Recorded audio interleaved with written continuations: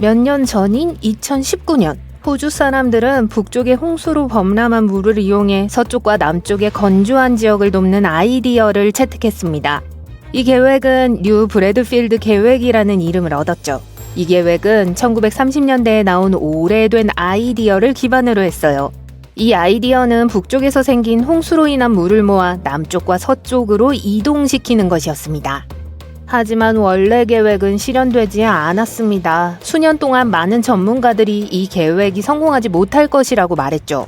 퀸즐랜드의 건조한 지역에서는 가뭄 문제 해결에 잠재적으로 도움이 될 수 있겠지만 너무 비싸고 건설이 까다로웠기 때문입니다.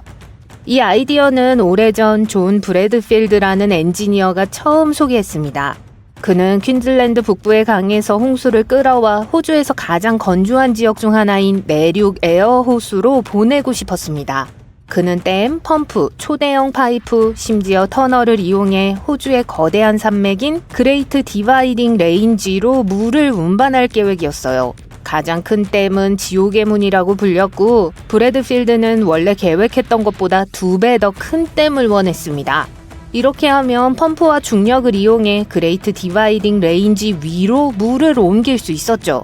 그러면 물은 남쪽으로 흘러 휴겐든 같은 곳 근처의 농지를 관계하는 데 도움이 될 거예요. 이는 날씨를 변화시키고 더 많은 비를 내리게 하며 메마른 땅을 푸른 농장으로 바꿔놓을 겁니다. 결국에는 에어호수에 도달하여 사막을 녹색의 성장지역으로 바꾸게 될 거예요. 그렇게 되면 호주는 더 많은 식량을 재배하여 다른 나라에 판매하고 더 많은 일자리를 창출할 수 있습니다. 그는 이 지역이 국가의 식량 공급원이 될 수 있기를 바랬습니다. 한동안 사람들은 이 계획에 대해 많은 이야기를 나눴고 그 아이디어가 마음에 들었습니다. 그들은 농사 방식을 바꿀 수 있다고 생각했어요. 심지어 어떤 사람들은 자연이 이미 땅을 물로 채울 계획을 세웠다고 믿었습니다. 마른 땅과 호수바닥이 사용되기를 기다리고 있다면서요. 심지어 비가 산의 반대편에 내리면 브래드필드의 계획이 이를 해결할 수 있다고 말하기도 했습니다. 하지만 당국이 이 아이디어를 조사했을 때 큰 문제점을 발견했어요. 가장 큰 문제는 비용이 너무 많이 든다는 것이었습니다. 게다가 완전한 조사를 수행할 과학자나 엔지니어도 충분하지 않았어요. 땅은 너무 건조하고 척박했습니다. 실제로 얼마나 많은 물이 그곳에 도달할 수 있을지 아무도 확신하지 못했습니다. 게다가 브래드필드의 측정치 중 일부, 특히 댐 높이가 잘못됐어요. 그래서 1947년 댐을 건설하더라도 그만한 가치가 없을 것이라며 공식적으로 프로젝트를 중단했습니다. 결국 칠레의 일부 지역처럼 바다와 인접한 곳도 여전히 메마른 상태를 유지하고 있어요. 큰 호수가 생긴다고 해서 더 많은 비가 내리지 않을 수도 있습니다. 그런데 2019년 한 정당이 이 아이디어를 뉴 브래드필드 계획이라는 업데이트된 버전으로 다시 가져왔습니다. 그들은 이 제도를 다시 시도하고 싶었지만 더 잘 작동하도록 몇 가지를 변경했어요. 계획에는 다음과 같은 단계가 포함되었습니다. 사우스 존스톤, 툴리, 허버트, 버데킹 강에서 물을 취하는 것이었어요. 지옥의 문 댐이라는 큰 댐을 이용해 물을 저장하는데 이번에는 원래 계획보다 댐의 높이를 2배로 높이려고 했어요. 많은 펌프를 사용하는 대신 중력을 이용해 터널을 통해 물을 흐르게 하기로 했죠. 물을 산 아래 퀸즐랜드 남부의 워레고 강으로 옮깁니다. 이 물을 이용해 태즈메이니아보다 더 넓은 휴겐든 남쪽과 서쪽의 건조한 지역에서 농작물을 재배하여 결국 이 지역을 식량 공급원으로 바꾸는 거죠. 한편 전체 프로젝트에 얼마의 비용이 들지는 밝히지 않았습니다. 하지만 호주 국립과학기관이 이 계획의 효과를 확인하기 위해 2천만 달러를 지출하겠다고 약속했습니다. 이 혁신적인 아이디어는 좋게 들리는데 왜 80년 넘게 수많은 전문가들이 안 될 것이라고 말했을까요? 브래드필드는 1941년에 자신의 아이디어에 4천만 파운드의 비용이 들 것이라고 했어요. 오늘날로 치면 약 32억 달러에 해당합니다. 새로운 버전은 150달러가 넘는 비용이 들고 건설에 10년 이상이 걸릴 수 있습니다. 또한 자연을 아끼는 사람들이 걱정하고 있어요. 그들은 물이 원래 가는 곳에서 물을 빼앗으면 동식물에 해를 끼칠 수 있다고 설명합니다. 침입성 동식물이 새로운 장소로 퍼질 수 있어요. 물고기와 다른 동물이 사는 강과 바다를 엉망으로 만들 수도 있습니다. 심지어 이러한 자연적인 물의 흐름에 의존하는 해안 근처의 마을과 기업에도 피해를 줄 수 있습니다. 그렇지만 일부 사람들은 이 아이디어가 특히 농부들을 돕고 가뭄 문제를 해결하기 위해 할 가치가 있다고 생각했습니다. 하지만 2022년 정부는 브래드필드 계획으로 퀸즐랜드 서부의 가뭄 문제를 해결하려는 시도를 중단하기로 결정했습니다. 전문가들은 이 계획을 면밀히 검토한 결과 효과가 없을 것이라고 말했어요. 문제요? 이 계획을 실현하기에는 항상 물이 충분하지 않다는 거예요. 이 계획의 새로운 비용은 300억 달러가 넘는다고 하니 엄청난 금액이 아닐 수 없습니다. 개인 제트기와 호화 요트 한 척을 살 수 있는 금액이죠. 전문가들은 그 정도의 돈을 쓰려면 물이 엄청나게 많이 필요하다고 말하지만 물은 존재하지 않습니다. 이들은 하나의 거대한 프로젝트 대신 비와 폭포가 있는 곳과 가까운 곳에서 소규모 수자원 프로젝트를 진행할 것을 제안했습니다. 미니 브래드필드 그리드라고 불리는 이 소규모 프로젝트는 퀸즐랜드 해안을 따라 4곳에 설치될 겁니다. 이 작은 그리드는 일부 지역에 비가 많거나 적을 때 물을 공유할 수 있어요. 정부기관의 다른 과학자들도 이 계획을 검토했고 모두 동의했습니다. 일이 순조롭게 진행되더라도 브래드필드 계획은 여전히 문제를 일으키고 비용이 너무 많이 드는 반면 미니 프로젝트는 더 그럴듯해 보였습니다. 그들은 산 서쪽의 건조한 지역이 본격적인 브래드필드 계획 없이도 더 잘할 수 있을 것이라고 생각해요. 그 지역에는 더 쉽고 저렴하게 식물을 키우고 물을 얻을 수 있는 방법이 있습니다. 그래서 큰 계획은 취소되었고 지금은 물과 농사를 돕기 위한 더 똑똑하고 작은 아이디어를 찾고 있어요. 이 문제는 매우 시급합니다. 호주는 매우 건조한 지역으로 실제로 사람들이 사는 가장 건조한 곳 중 하나예요. 가뭄이 들면 주변에 물이 많지 않아요. 이는 농장에서 식량을 많이 재배하지 못한다는 것을 의미하며 많은 문제를 일으킬 수 있습니다. 앞으로 가뭄은 더 자주, 더 심각하게 발생할 가능성이 높아요. 그렇기 때문에 지금부터 대비를 시작해야 합니다. 전문가들은 가뭄 회복력 미션이라는 프로젝트를 통해 앞으로 가뭄에 더 잘 대처할 수 있는 방법을 찾기 위해 노력하고 있습니다. 한 전문가는 가뭄이 실제로 호주에 얼마나 많은 비용을 초래하는지 조사했어요. 그의 연구에 따르면 가뭄은 농장, 일자리, 마을, 심지어 국가 전체에 이르기까지 많은 피해를 입힐 수 있다고 해요.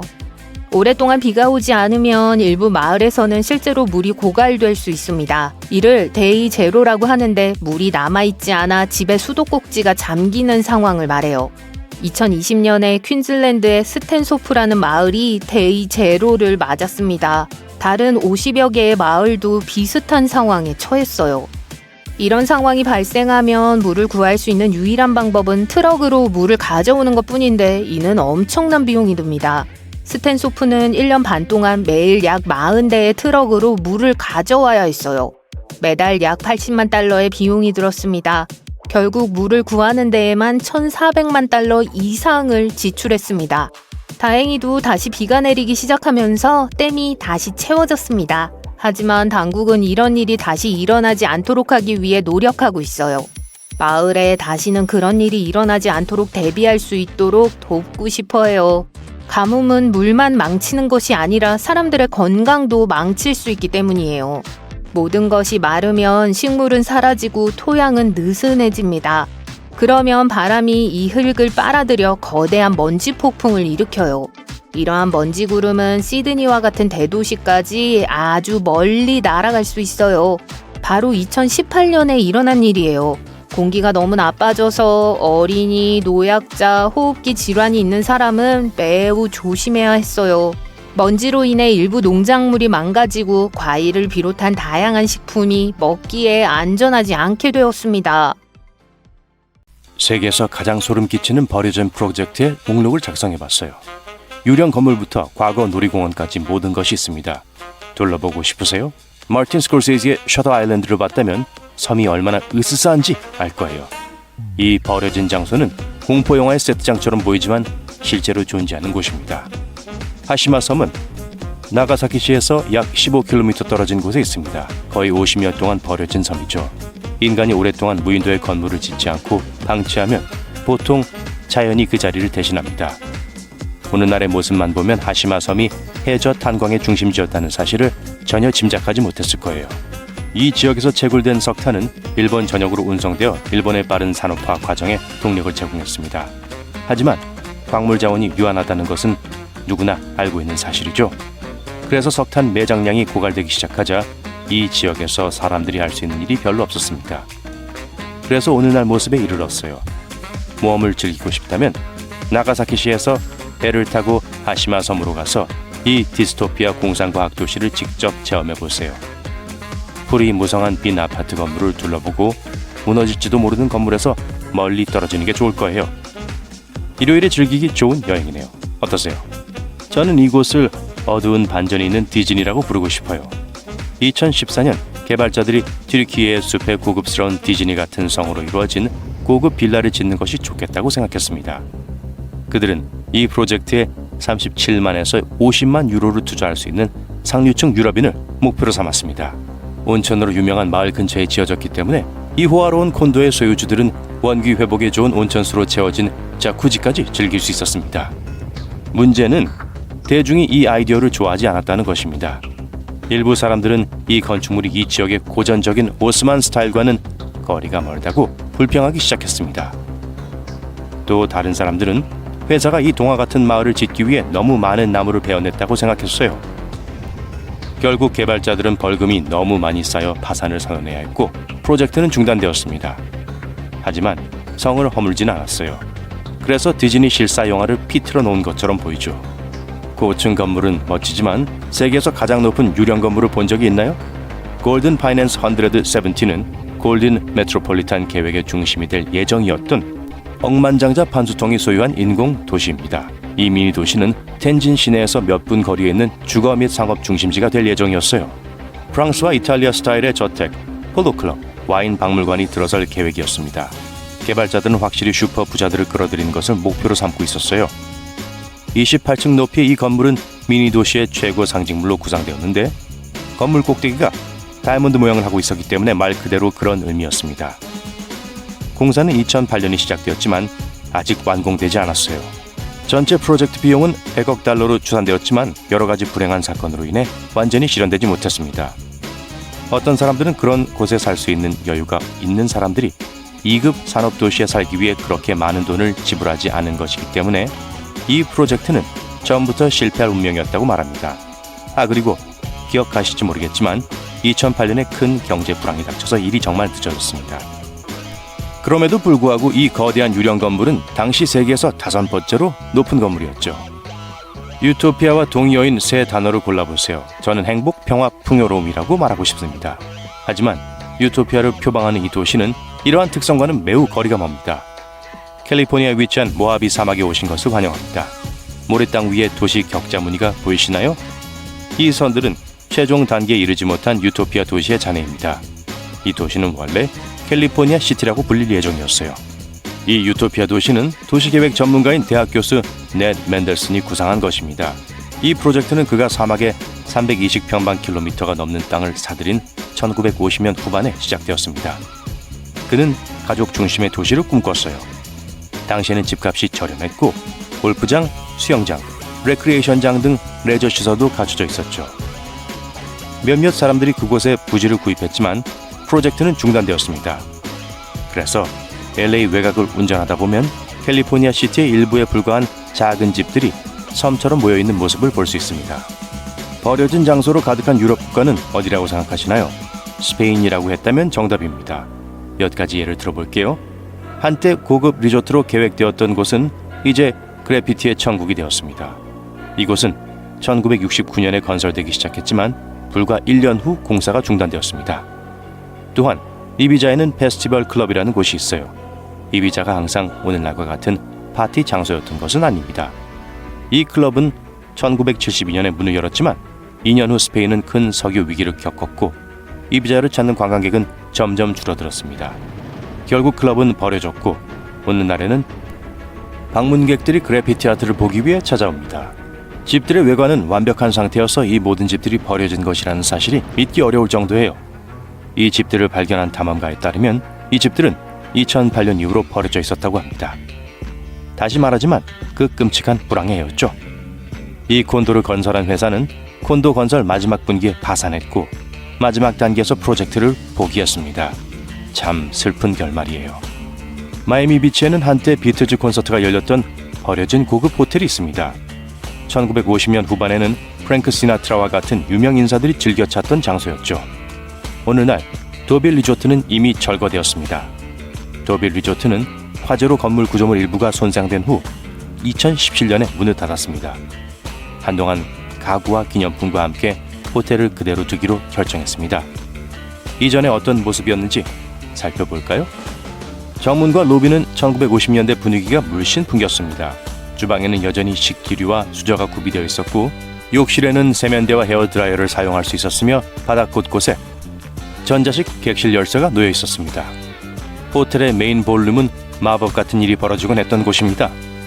1964년 비틀즈가 이곳에서 콘서트를 열었을 때 표를 구하지 못한 수천 명의 팬들이 스타들을 보기 위해 밖에 서서 기다리기도 했습니다. 도빌은 미국 문화사의 큰 부분을 차지했지만 오늘날에는 버려진 장소에 불과합니다. 세계에서 가장 흥미로운 버려진 장소가 한때 놀이공원이었다는 사실은 의심의 여지가 없습니다. 놀이공원은 보통 많은 웃음과 즐거운 시간으로 가득 차 있습니다. 하지만 이곳은 아니에요. 나라 드림랜드는 일본의 디즈니월드가 될 예정이었지만 시간이 지나면서 프로젝트는 실패로 돌아갔습니다. 오늘날 나라 드림랜드는 꿈에 불과합니다. 철거되기 전에 이곳을 방문했다면 이런 모습을 볼 수 있었을 거예요. 안개로 뒤덮인 롤러코스터를 지날 때면 심장이 평소보다 더 빨리 뛸 것입니다. 저건 마테호른이었나요? 맞아요. 이곳의 모든 것이 여기 있으면 안 된다고 말하는 것 같습니다. 하지만 너무 궁금해요. 공원 바닥에 던져진 티켓 릴과 모양이 변한 인형들을 볼 수 있을 거예요. 텅 빈 식당에 들어가고 싶은가요? 테이블과 의자가 그대로 남아있는 것이 신기할 정도예요. 한때 기념품 가게였던 곳을 걷다 보면 빈 진열대와 구식 금전 등록기를 볼 수 있습니다. 이 영상을 보고 난 후 저처럼 불안하신가요? 이런. 여러분은 지금 사우디아라비아의 광활하고 텅 빈 사막 한가운데 서 있습니다. 그 허벌판 한가운데 거울로 비친 두 개의 거대한 마천루가 나란히 완벽하게 평행하게 솟아있어요. 단순한 공상과학 컨셉이 아니에요. 사우디아라비아에서 가장 대담한 도시 프로젝트의 중심인 더 라인입니다. 현재 사우디아라비아는 이미 세계에서 가장 야심찬 건축물의 본고장입니다.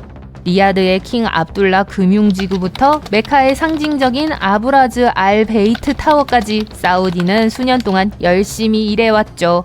더 라인은 그들만의 리그에 속합니다. 2021년에 발표되었으며 사람들이 생활하고 일하고 환경과 상호작용하는 방식을 재정의하기 위해 설계된 5천억 달러 규모의 메가 프로젝트인 네옴이라는 국가의 미래를 위한 더 큰 비전의 일부입니다. 잘못될 게 뭐가 있겠어요. 글쎄요, 이 야심찬 프로젝트의 오랜 최고 경영자였던 나드미 알 나스르가 최근 퇴사했습니다. 의심스러운데요. 얼마 지나지 않아 발표된 네옴의 성명에서 그가 떠난 이유에 대해 그럴듯한 설명을 제시하지 않았기 때문에 더욱 그렇습니다. 당시 라인 프로젝트는 원래 약 2천억 달러의 비용이 들 것으로 예상되었습니다. 하지만 2024년이 되자 그 수치는 무려 2조 달러로 치솟았습니다. 사우디아라비아 전체 GDP의 약 2배에 달하는 금액이에요. 그리고 독립적인 전문가들에게 물어본다면 이보다 더 많은 비용이 들 수도 있다고 해요. 처음에는 약 16km의 프로젝트를 건설해서 2030년까지 150만 명이 거주할 수 있도록 하는 것이 계획이었습니다. 하지만 지금은 기대치가 훨씬 더 낮아졌습니다. 2030년까지 완공할 수 있는 거리는 2.4km에 불과하고 거주 인구는 30만 명도 채 되지 않을 것으로 예상돼요. 이 프로젝트는 진행 과정에서 많은 문제를 겪었어요. 엔지니어링 문제와 관리 문제로 인해 큰 지연이 발생했고 진행 속도도 기대만큼 빠르지 않았습니다. 그럼 이제 더 라인이 정확히 무엇인지 알아볼까요? 더 라인은 말 그대로 500m 높이의 두 개의 고층 빌딩이 평행하게 나란히 서 있는 도시예요. 이는 세계에서 가장 높은 마천루를 모두 합친 것보다 더 높은 높이입니다. 이 고층 빌딩은 폭이 200m에 달하며 사우디아라비아 북서쪽 홍해 근처까지 무려 170km에 걸쳐 뻗어 있습니다. 가장 놀라운 건 도시 전체가 실제로 이 하나의 구조물 안에 있다는 거예요. 자동차도 도로도 배기가스도 없지만 나중에 자세히 설명해 드릴게요. 이 단지는 900만 명이 거주할 수 있는 규모입니다. 이 모든 것이 청정 에너지로만 운영되는 이 프로젝트는 사우디아라비아의 야심찬 비전 2030 계획과 완벽하게 일치합니다. 고층 빌딩의 외관은 주변 사막 풍경을 반사하는 거울로 덮여 도시와 주변 환경이 거의 완벽하게 조화를 이룰 거예요. 내부에는 울창한 공원, 폭포, 하늘을 나는 택시, 일상 업무를 처리하는 로봇 도우미 등이 들어설 예정이에요. 또한 도시 디자인의 일부로 인공 달도 만들 계획입니다. 더 라인을 특별하게 만드는 또 하나의 요소는 디자인입니다. 수평으로 펼쳐진 기존 도시와 달리 더 라인은 수직으로 형성되어 있어요. 집, 사무실, 공원, 학교, 쇼핑센터 등 모든 것이 층층이 쌓여 있습니다. 이는 주민들이 필요한 것을 얻기 위해 먼 거리를 이동할 필요가 없다는 걸 의미해요. 실제로 설계자들은 도시 어디에서나 걸어서 5분 이내에 모든 편의시설을 이용할 수 있도록 할 것이라고 약속해요. 폭은 좁지만 수직으로 층을 이룬 도시 구조 덕분에 900만 명의 주민이 모두 편안하게 거주할 수 있으며 공원, 자연공간, 현대적인 편의시설을 위한 충분한 공간을 확보하고 있어요. 사막의 혹독한 날씨에도 실내와 실외 공간을 모두 쾌적한 온도로 유지할 수 있도록 연중 기후 제어 계획도 마련되어 있습니다. 물론 모든 것이 가까이에 있어도 사람들은 여전히 도시를 돌아다녀야 해요. 걱정하지 마세요. 더 라인은 가능한 가장 미래지향적인 방법으로 이 일을 해결합니다. 도시 한쪽 끝에서 다른 쪽 끝까지 단 20분 만에 이동할 수 있는 고속 열차 시스템을 갖추고 있어요. 20분 동안 170km를 달리는데 정차역은 단 4곳에 불과해요. 오늘날 대부분의 도시에서 차를 타고 시내를 가로지르는 것보다 더 빨리 도시 어디든 갈 수 있다고 상상해보세요. 더 라인에는 열차 외에도 자율주행 차량이 운행될 예정입니다. 첨단 기술의 도움으로 스스로 운전하는 자동차와 셔틀이 될 거예요. 주차부터 장애물 통과까지 모든 것을 스스로 처리할 거예요.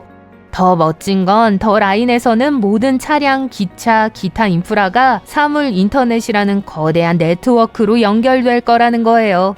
센서와 실시간 데이터를 통해 교통 흐름이 원활하게 이루어져 지연을 방지하고 혼잡을 줄일 수 있어요. 그들은 2017년에 네옴 프로젝트에 대해 처음 이야기했습니다. 네옴에는 더 라인 외에도 팔각형 모양의 수상 산업도시와 호화로운 산악 스키 리조트가 포함될 예정입니다. 이곳에서 사우디아라비아는 2029년 아시안 동계올림픽을 개최할 예정이에요. 또한 세계 최대 규모의 친환경 에너지 발전소가 들어서 이 지역을 자급자족하고 지속 가능한 지역으로 만들 거예요. 네옴의 목표는 전 세계 사람들이 단순히 방문하는 것이 아니라 그곳에서 살도록 유치하는 거예요. 주민들은 네오미안이라는 고유한 정체성까지 부여받게 될 겁니다. 모든 사람이 이 구조가 좋은 아이디어라고 생각하는 건 아니에요. 일부 도시 계획가와 건축가들은 도시의 직선형 레이아웃에 큰 결함이 있다고 지적했습니다. 요하네스버그와 같이 더 라인보다 훨씬 넓은 면적을 차지하는 일반 도시에서는 보통 두 사람의 거리가 약 32km에 불과해요.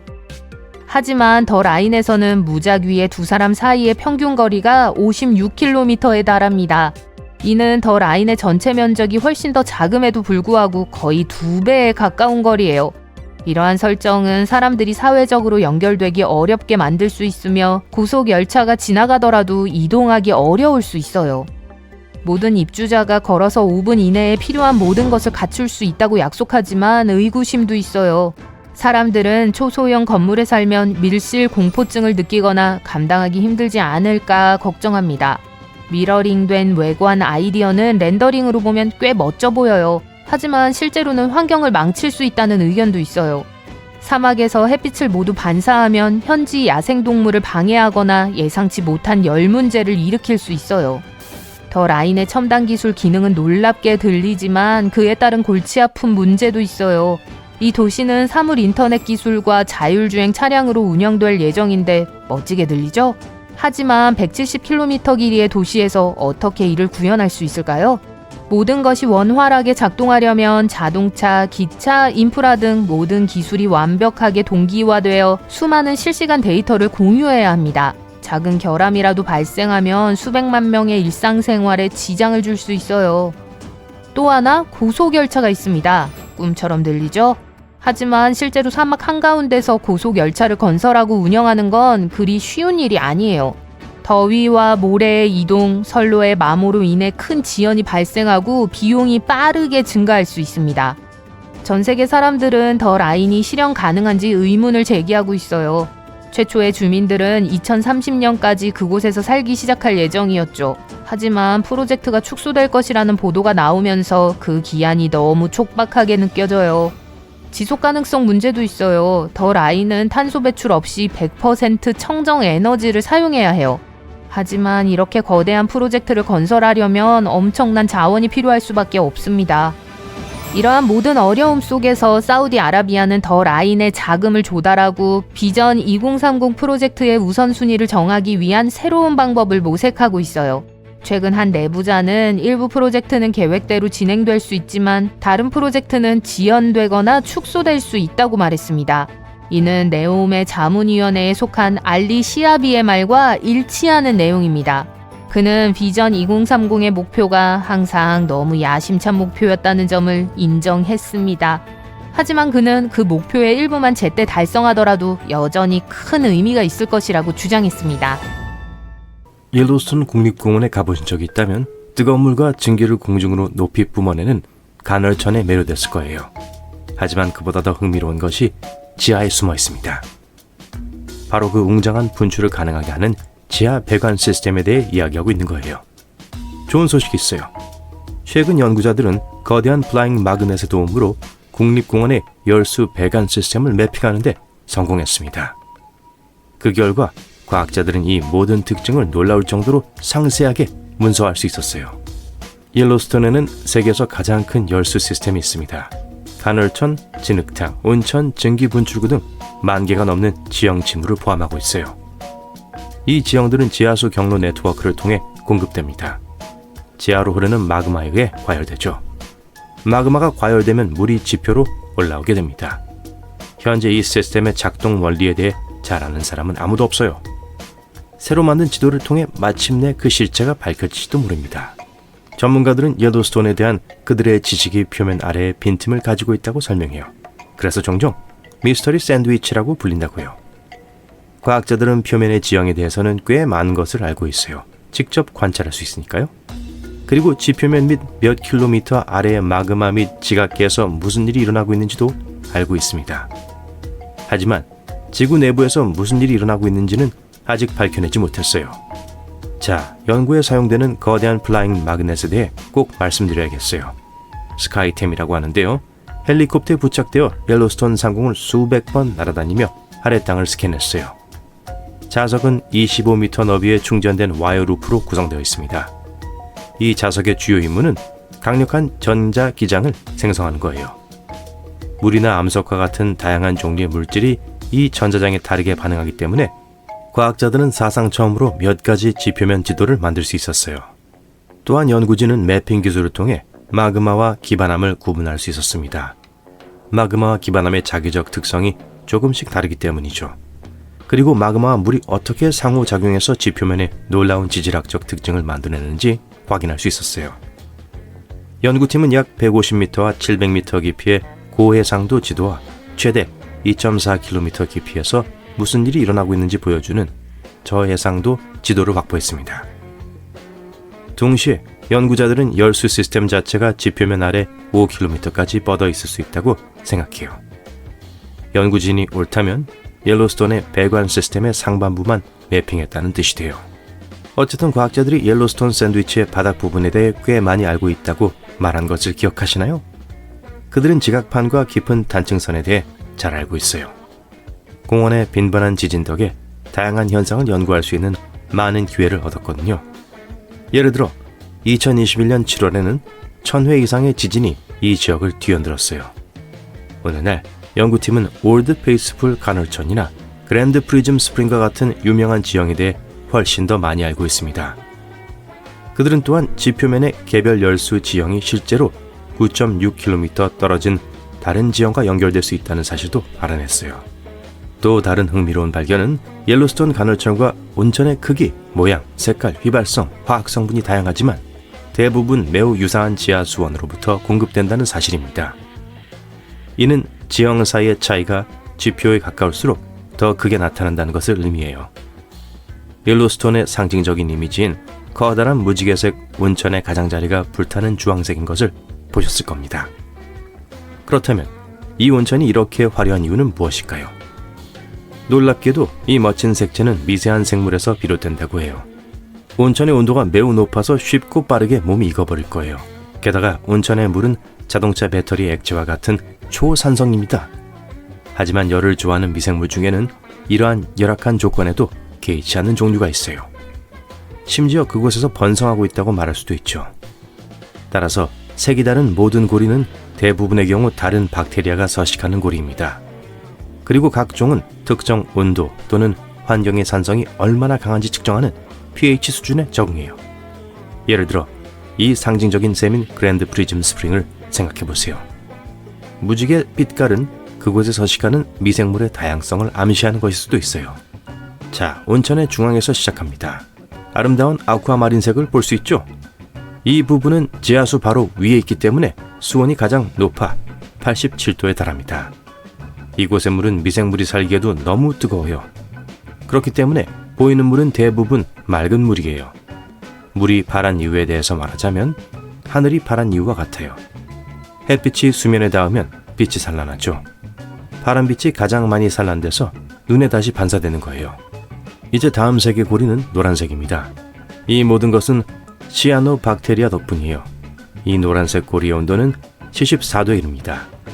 온천의 조건이 조금만 달랐다면 이 박테리아는 클로로필이라는 녹색 색소 덕분에 청록색을 띄었을 거예요.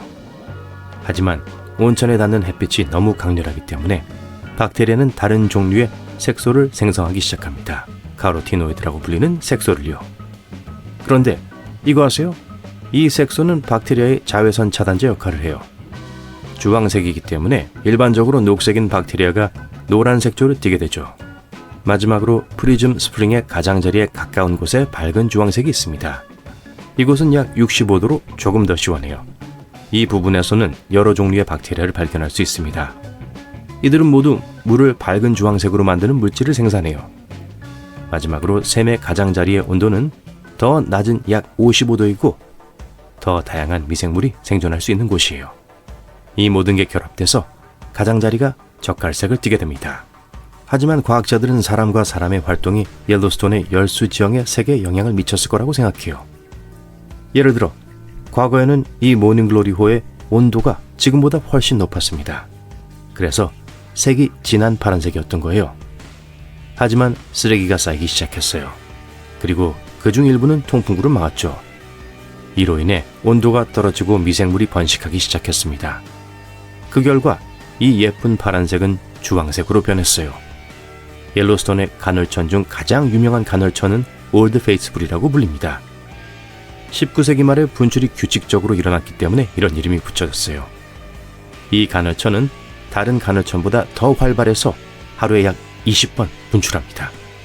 이 웅장한 이벤트는 각각 1분에서 5분 동안 지속돼요. 그리고 김이 모락모락 피어오르는 분수의 높이가 55m까지 올라가요. 옐로스톤 국립공원에 대해 이야기하면서 옐로스톤 초화산에 대해 언급하지 않을 수 없죠. 초화산은 엄청난 양의 마그마가 지하 깊은 곳에서 빠져나오려고 할 때 나타납니다. 결국에는 지구 표면을 뚫고 폭발하죠. 때로는 이 마그마가 지각을 뚫고 나오지 못하고 갇히기도 해요. 그런 다음 수 킬로미터 깊이의 거대한 고압 마그마 웅덩이가 모여요. 점점 더 많은 마그마가 지표로 올라오려고 하기 때문에 압력은 계속 커집니다. 어느 순간 엄청난 폭발이 일어나요. 그 순간을 꼭 지켜보고 싶지는 않을 거예요. 지난 50년 동안 옐로스톤 칼데라는 거의 1m 정도 높아졌지만 놀라실 필요는 없어요. 전문가들은 옐로스톤의 자연스러운 현상이라고 확신합니다. 돔 모양의 융기 기간이 지나면 칼데라가 낮아져요. 과학자들은 현재로서는 초화산이 위험하지 않다고 생각해요.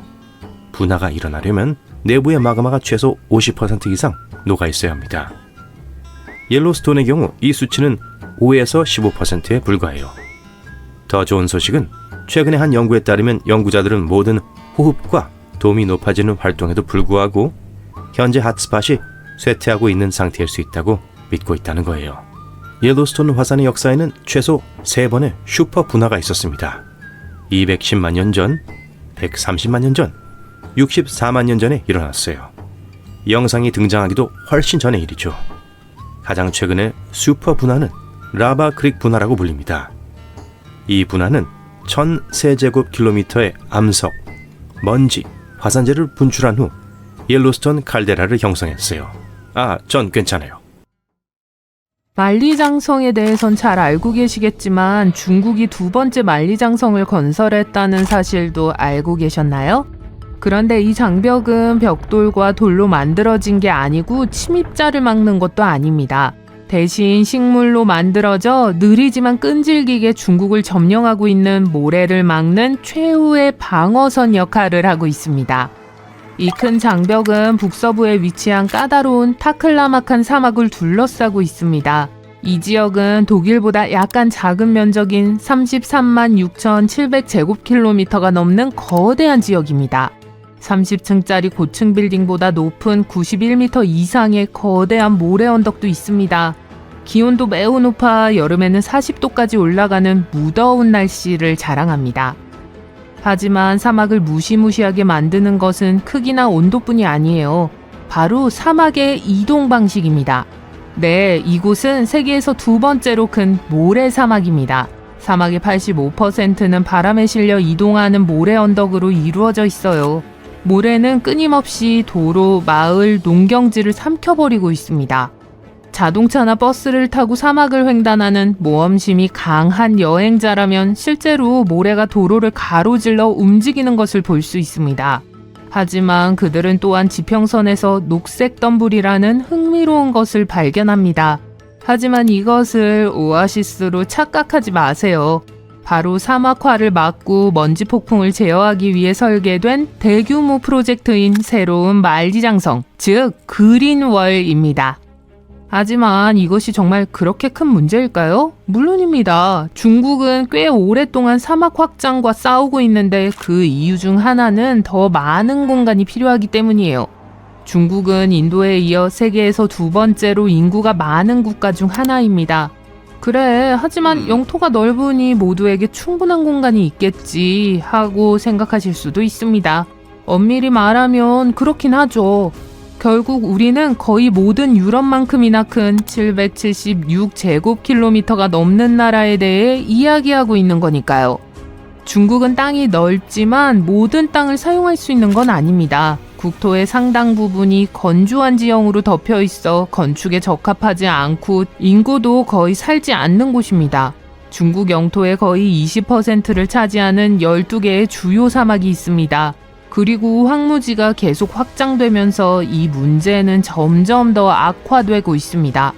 미래에는 사막이 중국 국토의 44%까지 차지할 수 있습니다. 심지어 수도인 베이징도 위험에 처해 있어요. 베이징은 이미 심각한 모래 폭풍으로 인해 주민들이 심한 대기 오염을 피하기 위해 집 안에 머물러야 하는 상황이 지속되고 있습니다. 수년 동안 중국의 사막은 매년 3,367제곱킬로미터 이상의 속도로 확산되고 있습니다. 예를 들어 중국 북서부의 닝샤후이 지역은 세계의 주요 사막으로 둘러싸여 있으며 60년 넘게 사막화와 싸우고 있습니다. 2010년 당시 이미 국토의 57%가 사막화의 영향을 받고 있었습니다. 사막화는 단순한 불편함을 넘어 농지를 파괴하고 식량 생산에 타격을 입힙니다. 또한 마을이 모래에 파묻히는 것을 지켜본 사람들은 고향을 떠나야만 합니다. 당국은 이들을 더 안전한 지역으로 이주시키기 위해 노력하고 있습니다. 하지만 이곳에 남기로 결정한 사람들에게도 삶은 쉽지 않습니다. 예를 들어 농사가 점점 더 어려워지고 있습니다.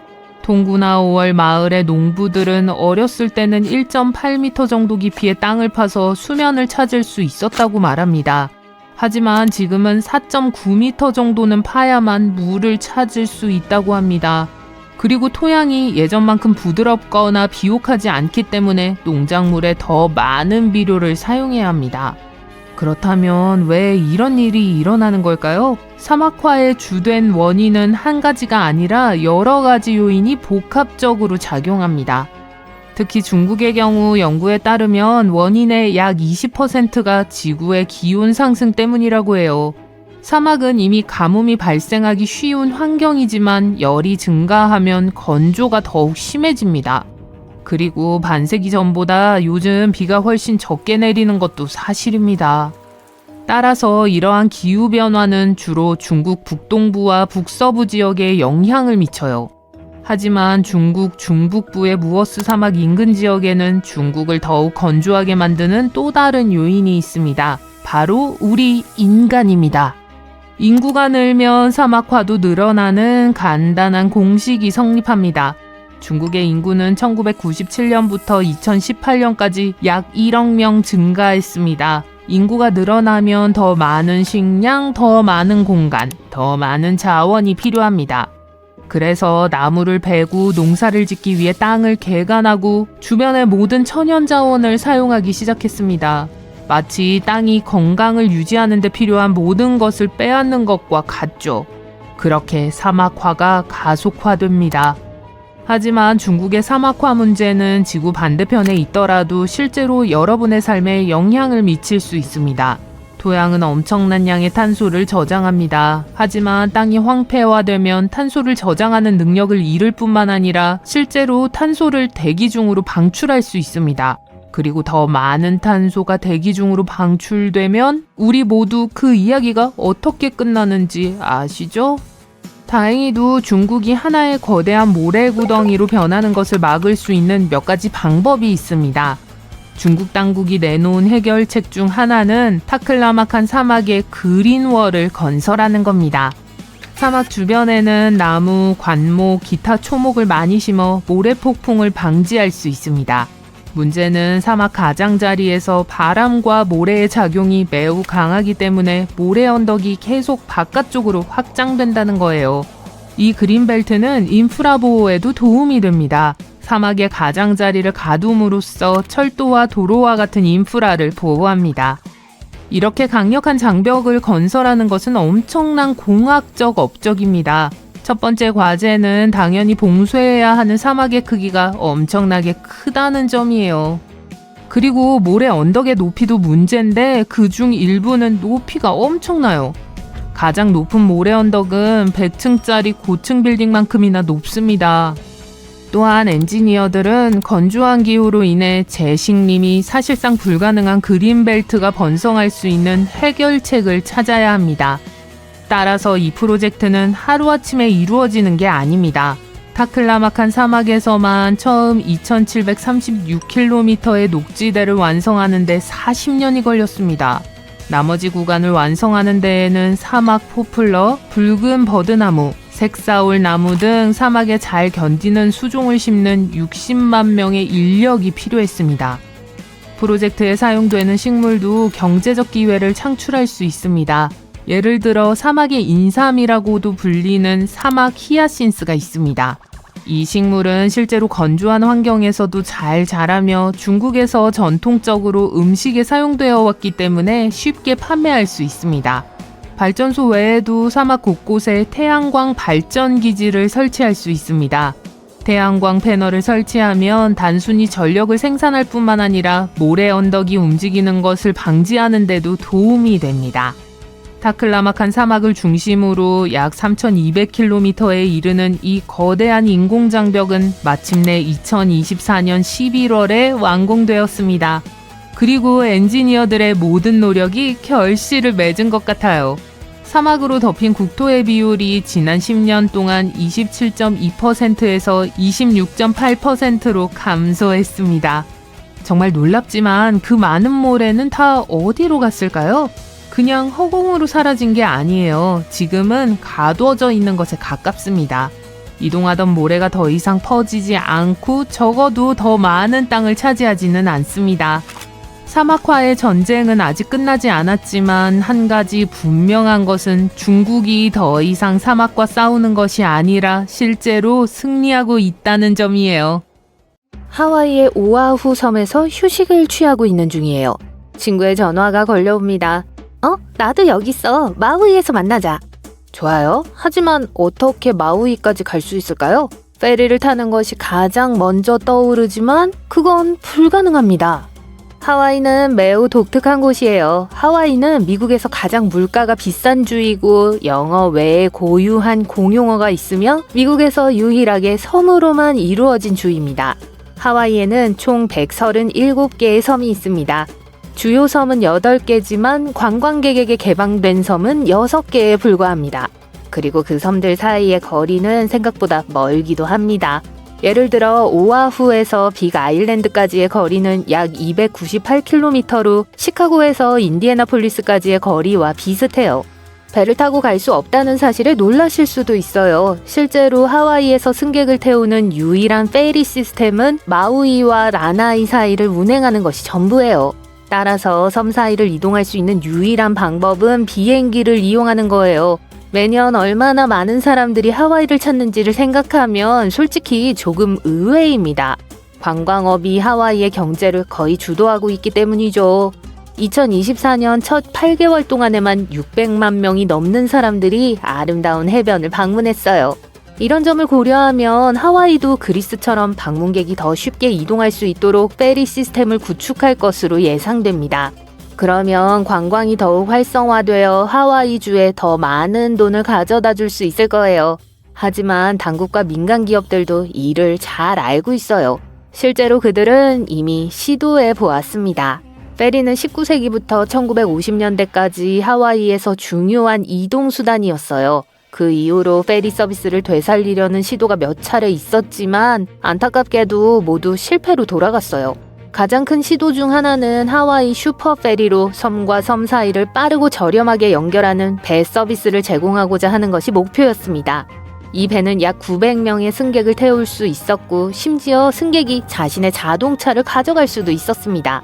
2007년에 시작된 시범 운영은 사람들의 기대를 모았지만 큰 실패로 끝났어요.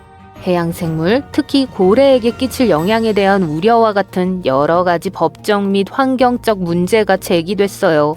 법원은 페리가 적절한 환경 검토를 거치지 않았다고 판단했고 이로 인해 많은 문제가 발생했습니다. 수많은 항의와 좌절 끝에 2009년이 되자 그들은 이 프로젝트를 중단해야 했어요. 이와 같은 프로젝트가 다시 추진된다면 아마도 한 번 더 실패할 거예요. 그리고 그곳에 전기 페리 시스템을 설치하는 것이 거의 불가능한 몇 가지 이유가 있어요. 하와이의 거친 바다에 대한 이야기부터 시작할게요. 하와이는 수심이 깊고 거친 곳이에요. 예를 들어 알레누이 하하 해협을 생각해보세요. 마우이와 빅 아일랜드를 잇는 48.3km 길이의 해협입니다. 그 이름은 큰 소용돌이 치는 수로라는 뜻으로 이름에 걸맞는 모습을 하고 있어요. 수심이 1828.8m가 넘기 때문에 지구상에서 가장 위험한 수로 중 하나예요. 바람도 매우 강해서 하와이 해안 해역에서 가장 빨라요. 하지만 나머지 군도에서는 상황이 더 쉽지 않습니다. 이 지역 전체가 북태평양에서 불어오는 폭풍우에 휩쓸려 큰 파도가 섬으로 밀려와 바다를 거칠고 예측할 수 없게 만들어요. 파도가 3방향, 4방향 또는 그 이상에서 불어올 수 있기 때문에 바다가 정말 엉망으로 느껴지죠. 페리보트를 타는데 익숙하지 않은 사람이라면 분명히 불편함을 느낄 거예요. 이렇게 거친 바다를 통과하려면 페리는 매우 크고 튼튼해야 해요. 하지만 알래스카나 워싱턴주와 같은 곳의 페리보다 더 비싸고 운영하기도 어려워요. 오늘날 이 시스템을 만드는 것이 어려운 또 다른 이유는 해양 생물과 관련이 있어요. 대형 선박이 정박할 때 얕은 바다를 통과하면 지역 생태계에 큰 피해를 줄 수 있습니다. 또한 이 항로는 혹등고래나 큰 돌고래와 같은 많은 해양 동물의 이동 경로이기도 하다는 문제도 있어요. 페리 서비스가 전문가들이 침입종이라고 부르는 해로운 식물과 동물의 확산을 더 쉽게 만들 수 있다는 건 말할 것도 없어요. 하와이의 생태계는 태평양 한가운데 고립되어 있기 때문에 매우 독특합니다. 하와이 토착 식물과 동물이라고 하면 인간의 개입 없이 스스로 그곳에 정착한 동물을 의미하죠. 파도, 바람, 심지어 날아오는 새의 도움으로 도착한 거예요. 하지만 이와 같은 사건은 매우 드물기 때문에 7천만 년이 넘는 기간 동안 식물과 동물은 외부와의 경쟁을 겪을 필요가 없었어요. 그래서 매우 취약했습니다. 따라서 새로운 종이 유입되면 큰 문제가 될 수 있으며 결국 환경에 해를 끼칠 수 있어요. 하와이는 이미 불개미, 코키 개구리, 미코니아 등 남미에서 빠르게 성장하는 토종 숲을 점령하는 침입종과 싸우고 있어요. 하와이 주민들은 섬과 섬 사이를 오가는 페리가 실수로 이러한 침입종을 더욱 확산시킬 수 있다고 우려하고 있습니다. 영상 초반에 언급했듯이 두 섬 사이의 거리가 먼 것도 큰 도움이 되지 않아요. 예를 들어 오아후에서 하와이 빅 아일랜드까지 배를 타고 이동하려면 약 30시간이 걸리는데 중간 기착 없이 이동할 때를 말하는 거예요. 같은 거리를 비행기로 이동하면 약 50분이 걸려요. 장거리를 운행하는 페리는 훨씬 더 비쌉니다. 따라서 수익성을 확보하려면 훨씬 더 많은 수요가 필요하죠. 게다가 주에는 운영을 지원할 수 있는 충분한 항구와 터미널과 같은 인프라가 없기 때문에 새로운 노선을 개설하는 건 거의 불가능해요. 반면 비행기는 다른 이야기예요. 하와이의 항공 여행 산업은 이미 잘 정립되어 있고 경쟁이 매우 치열해요. 하와이에서는 여전히 비행기가 가장 실용적인 교통수단이에요. 비행기는 빠르고 뱃멀미가 나지 않으며 보통 왕복 $100 내외의 저렴한 비용으로 이용할 수 있어요. 그렇다면 현지인들은 이 모든 것에 대해 어떻게 생각할까요? 글쎄요, 하와이 주민들이 섬 사이를 자주 오갈 수요는 그리 많지 않다고 해요. 오아후 섬은 하와이에서 가장 번화한 섬으로 하와이 인구의 약 70%가 이곳에 거주하고 있습니다. 주요 도시인 호놀룰루가 있는 곳이자 하와이주의 대부분의 비즈니스가 이루어지는 곳이기도 하죠. 따라서 다른 섬에 사는 사람들은 보통 병원 진료를 받거나 큰 콘서트를 보기 위해 이곳을 찾아와요. 하지만 그건 더도 아니고 1년에 한두 번 정도예요. 따라서 이러한 특별한 날을 위해 페리와 비행기 중 하나를 선택할 수 있다고 해도 대부분의 사람들은 여전히 비행기를 선호할 거예요. 주요 섬 공항 사이에는 다양한 옵션이 있습니다. 비행기는 보통 새벽 5시경부터 운항을 시작하며 대개 저녁 9시 마지막 비행편까지 매시간 한 편씩 운항합니다.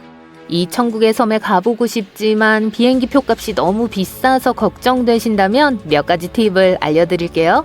우선 5일 이내에 주요 섬을 모두 방문하는 것은 너무 야심찬 계획이라는 점을 명심하세요. 따라서 시간이 많지 않다면 우선순위를 생각해보세요. 관광객에게 개방된 6개의 섬은 각각 고유한 분위기와 액티비티가 있습니다. 하지만 한 번의 여행으로 모든 섬을 방문할 필요는 없고 더 적은 수의 섬을 방문하면 비용을 절약할 수 있어요. 서로 대조를 이루는 2개의 섬을 선택해 섬의 다양성을 탐험할 수 있습니다.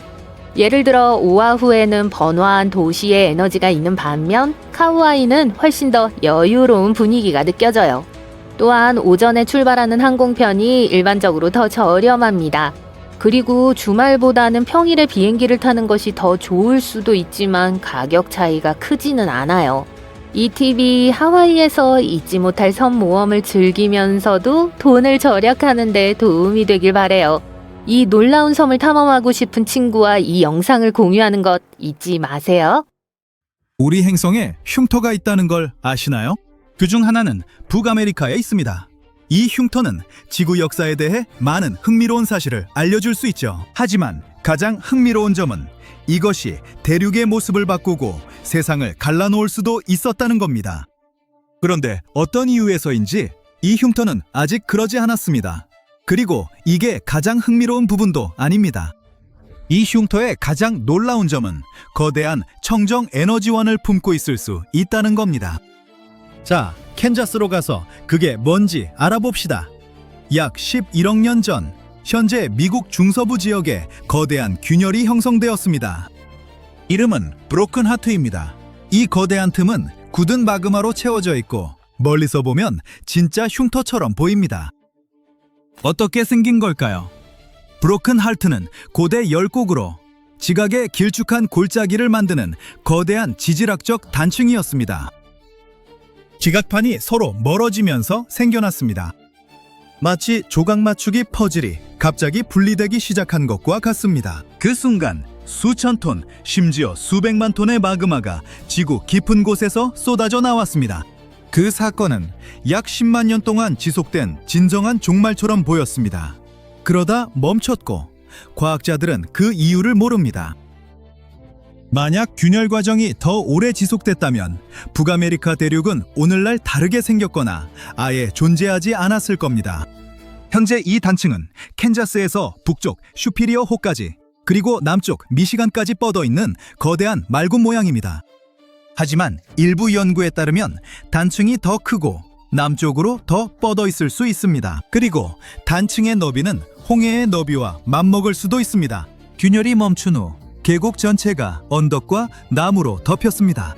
단층 자체가 두꺼운 퇴적암층으로 덮여 있어서 추적하기가 상당히 어렵습니다.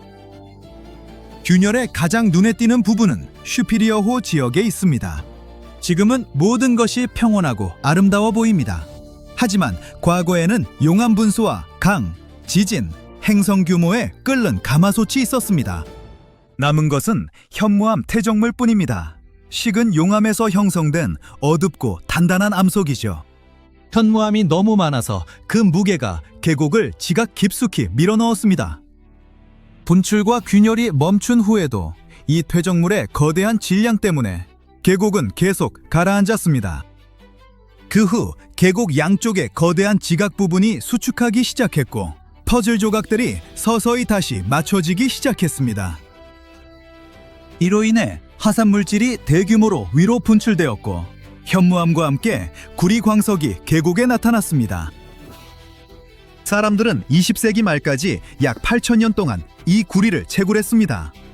구리 광산은 결국 폐쇄되었지만 이제 산업이 다시 살아나는 것 같습니다. 하지만 브로큰 하트가 구리 매장량 때문에만 사람들의 관심을 끄는 건 아닙니다.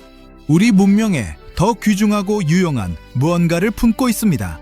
과학자들은 이 계곡에 거대한 수소 매장량이 숨겨져 있다고 믿습니다.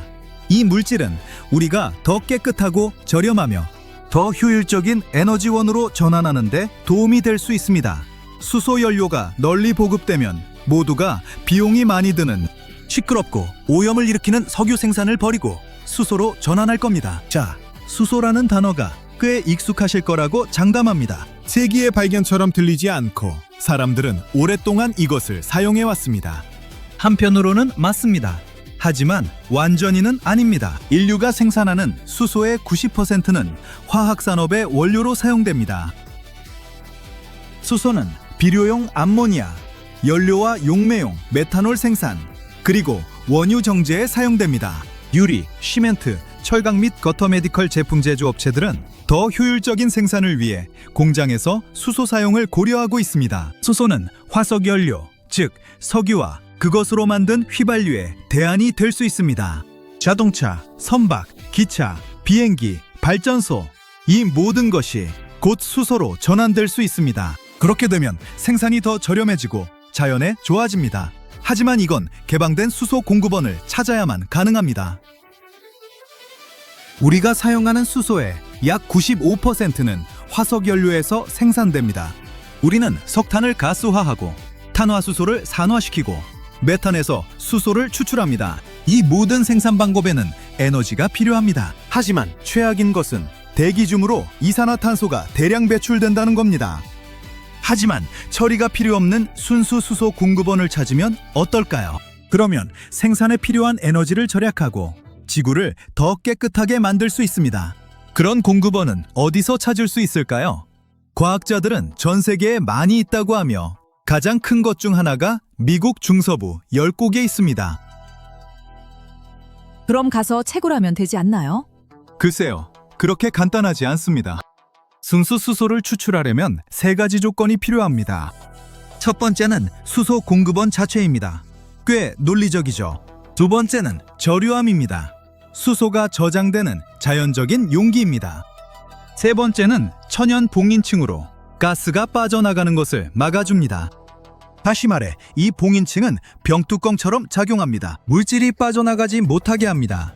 결국 수소가 방출되는 곳, 축적되는 곳, 저장되는 곳을 찾아야 합니다.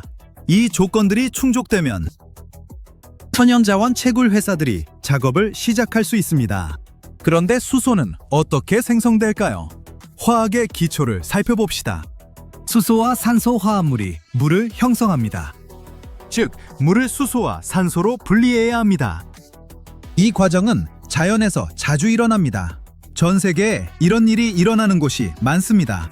과학자들은 최소 미국 30개 주에 수소 저장소가 있다고 확신하며 이를 탐지하면 더 안전하고 효율적인 연료로의 에너지 전환을 앞당길 수 있습니다. 수천 대의 자동차가 휘발유를 사용하며 돌아다닙니다. 여러분 중 많은 분들이 배기가스 냄새를 아실 겁니다.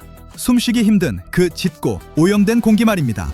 전기차는요, 상황을 개선하고 있겠죠? 여기에도 문제가 있습니다. 이 차량들의 배터리 생산이 자연을 해칩니다. 배터리를 만드는 데 사용되는 재료는 리튬, 코발트, 니켈입니다. 이것들의 추출은 공기뿐만 아니라 물에도 독성 물질을 대량 방출합니다. 이 배터리를 운송하는 것도 큰 탄소 발자국을 남깁니다. 전기차 한 대를 생산하면 약 4톤의 이산화탄소가 배출됩니다. 이를 상쇄하려면 소유자가 최소 8년은 운전해야 합니다. 일반 자동차가 배출하는 양을 상쇄하는 데 그만큼 걸립니다. 신뢰성과 편의성은요? 여행 중 배터리가 방전되고 근처에 충전소가 없으면 어떻게 하시겠습니까? 이 문제는 전기차의 인기가 높아지면서 미래에 해결될 겁니다. 자, 과학자들은 지난 10억 년 동안 지각이 충분한 양의 물을 수소와 산소로 분리했다고 믿습니다. 우리 행성은 이 가스를 땅속에 보관하며 우리가 사용하기를 기다리고 있습니다. 회산에 따르면 우리 문명의 모든 기술과 생산 능력을 고려해도 지구 내부의 수소 매장량은 17만 년 동안 에너지를 공급하기에 충분합니다. 그래서 캔자스의 거대한 균열이 전 세계의 과학자들을 끌어들이는 겁니다. 막대한 양의 현무암과 다른 암석이 물과 반응하여 수소를 방출할 수 있으며 현재 과학자들은 이 물질이 축적되고 저장되는 장소를 찾고 있습니다. 핀란드 최북단의 얼어붙은 땅 밑에는 세계의 미래를 바꿀지도 모르는 발견이 숨어 있다. 원자력에서 전기차까지. 이 광물들만 보면 공상과학 속 미래가 바로 코앞인 듯하다. 하지만 늘 그렇듯 얘기는 그렇게 간단하지 않다. 왜 그런지 하나씩 살펴보자. 지도 맨 위, 라플란드라는 지역이 있다.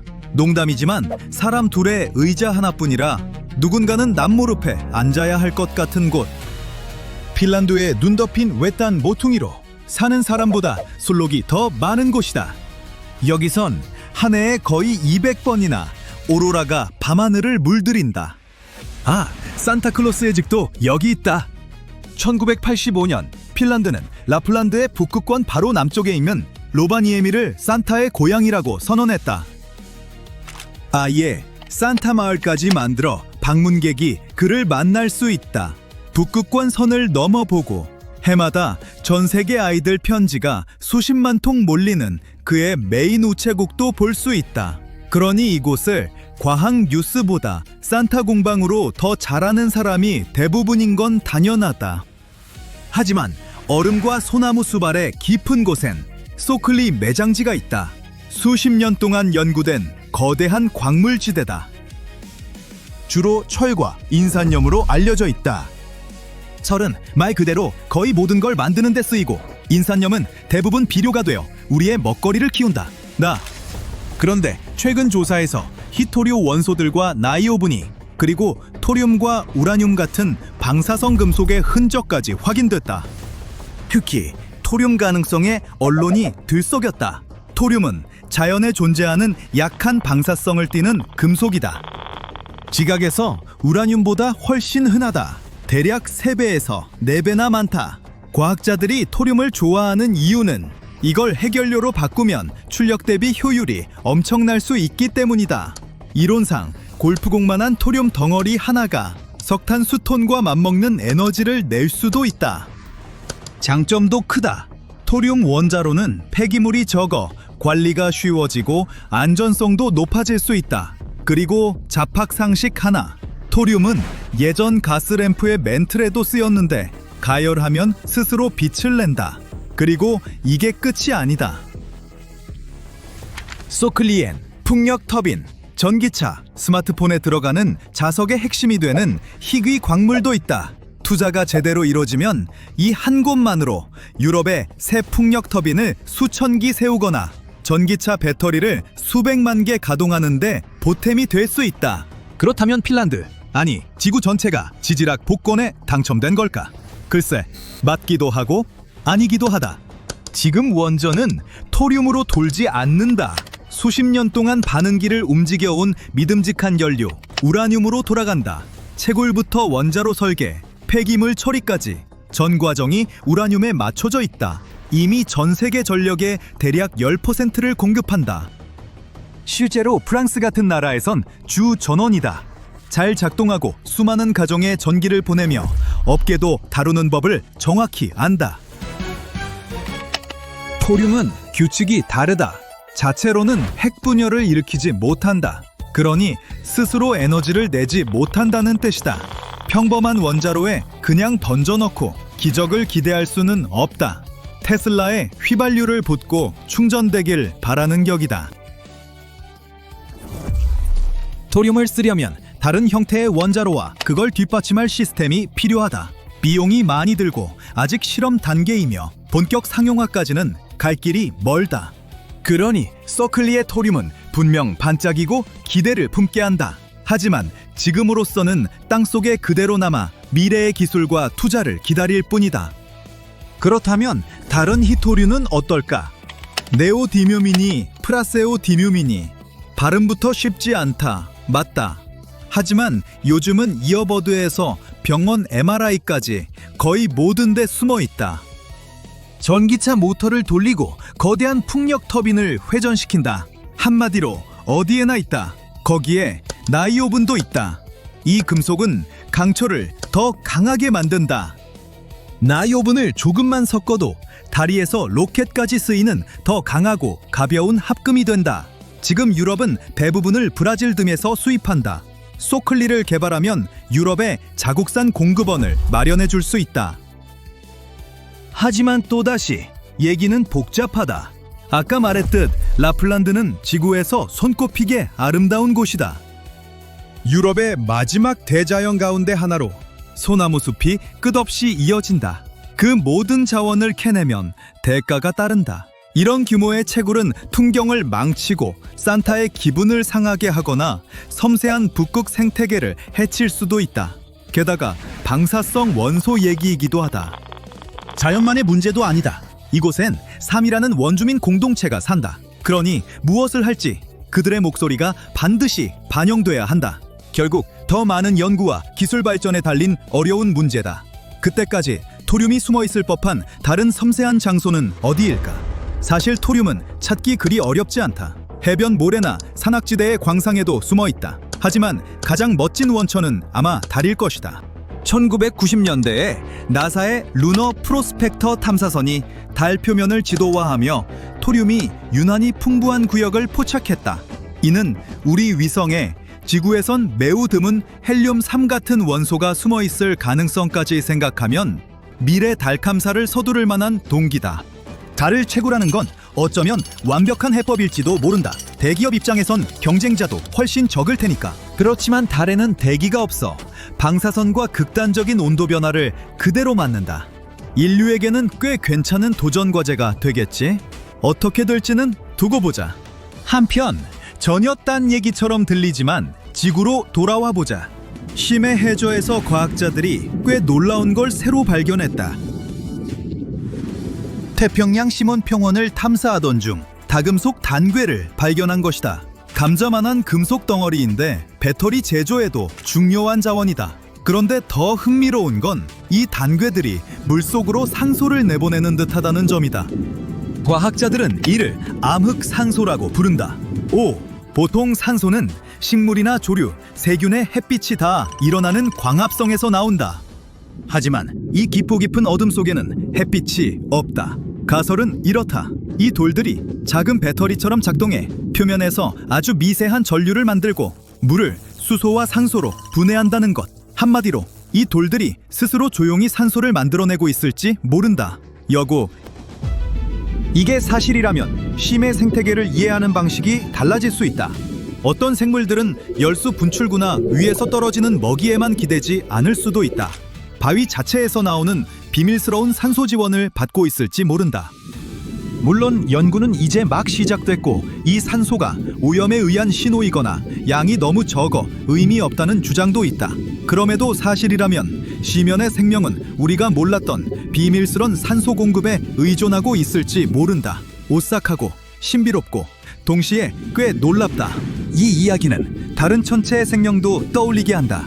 지구의 바위가 완전한 어둠 속에서 산소를 만들 수 있다면 유로파나 엔셀라두스 같은 위성의 바다도 그럴 수 있지 않을까. 우주는 우리를 놀라게 할 비밀스런 산소 공장들로 가득할지도 모른다. 마지막으로 토륨 말고도 핀란드에선 멋진 지질학 소식이 또 있었다.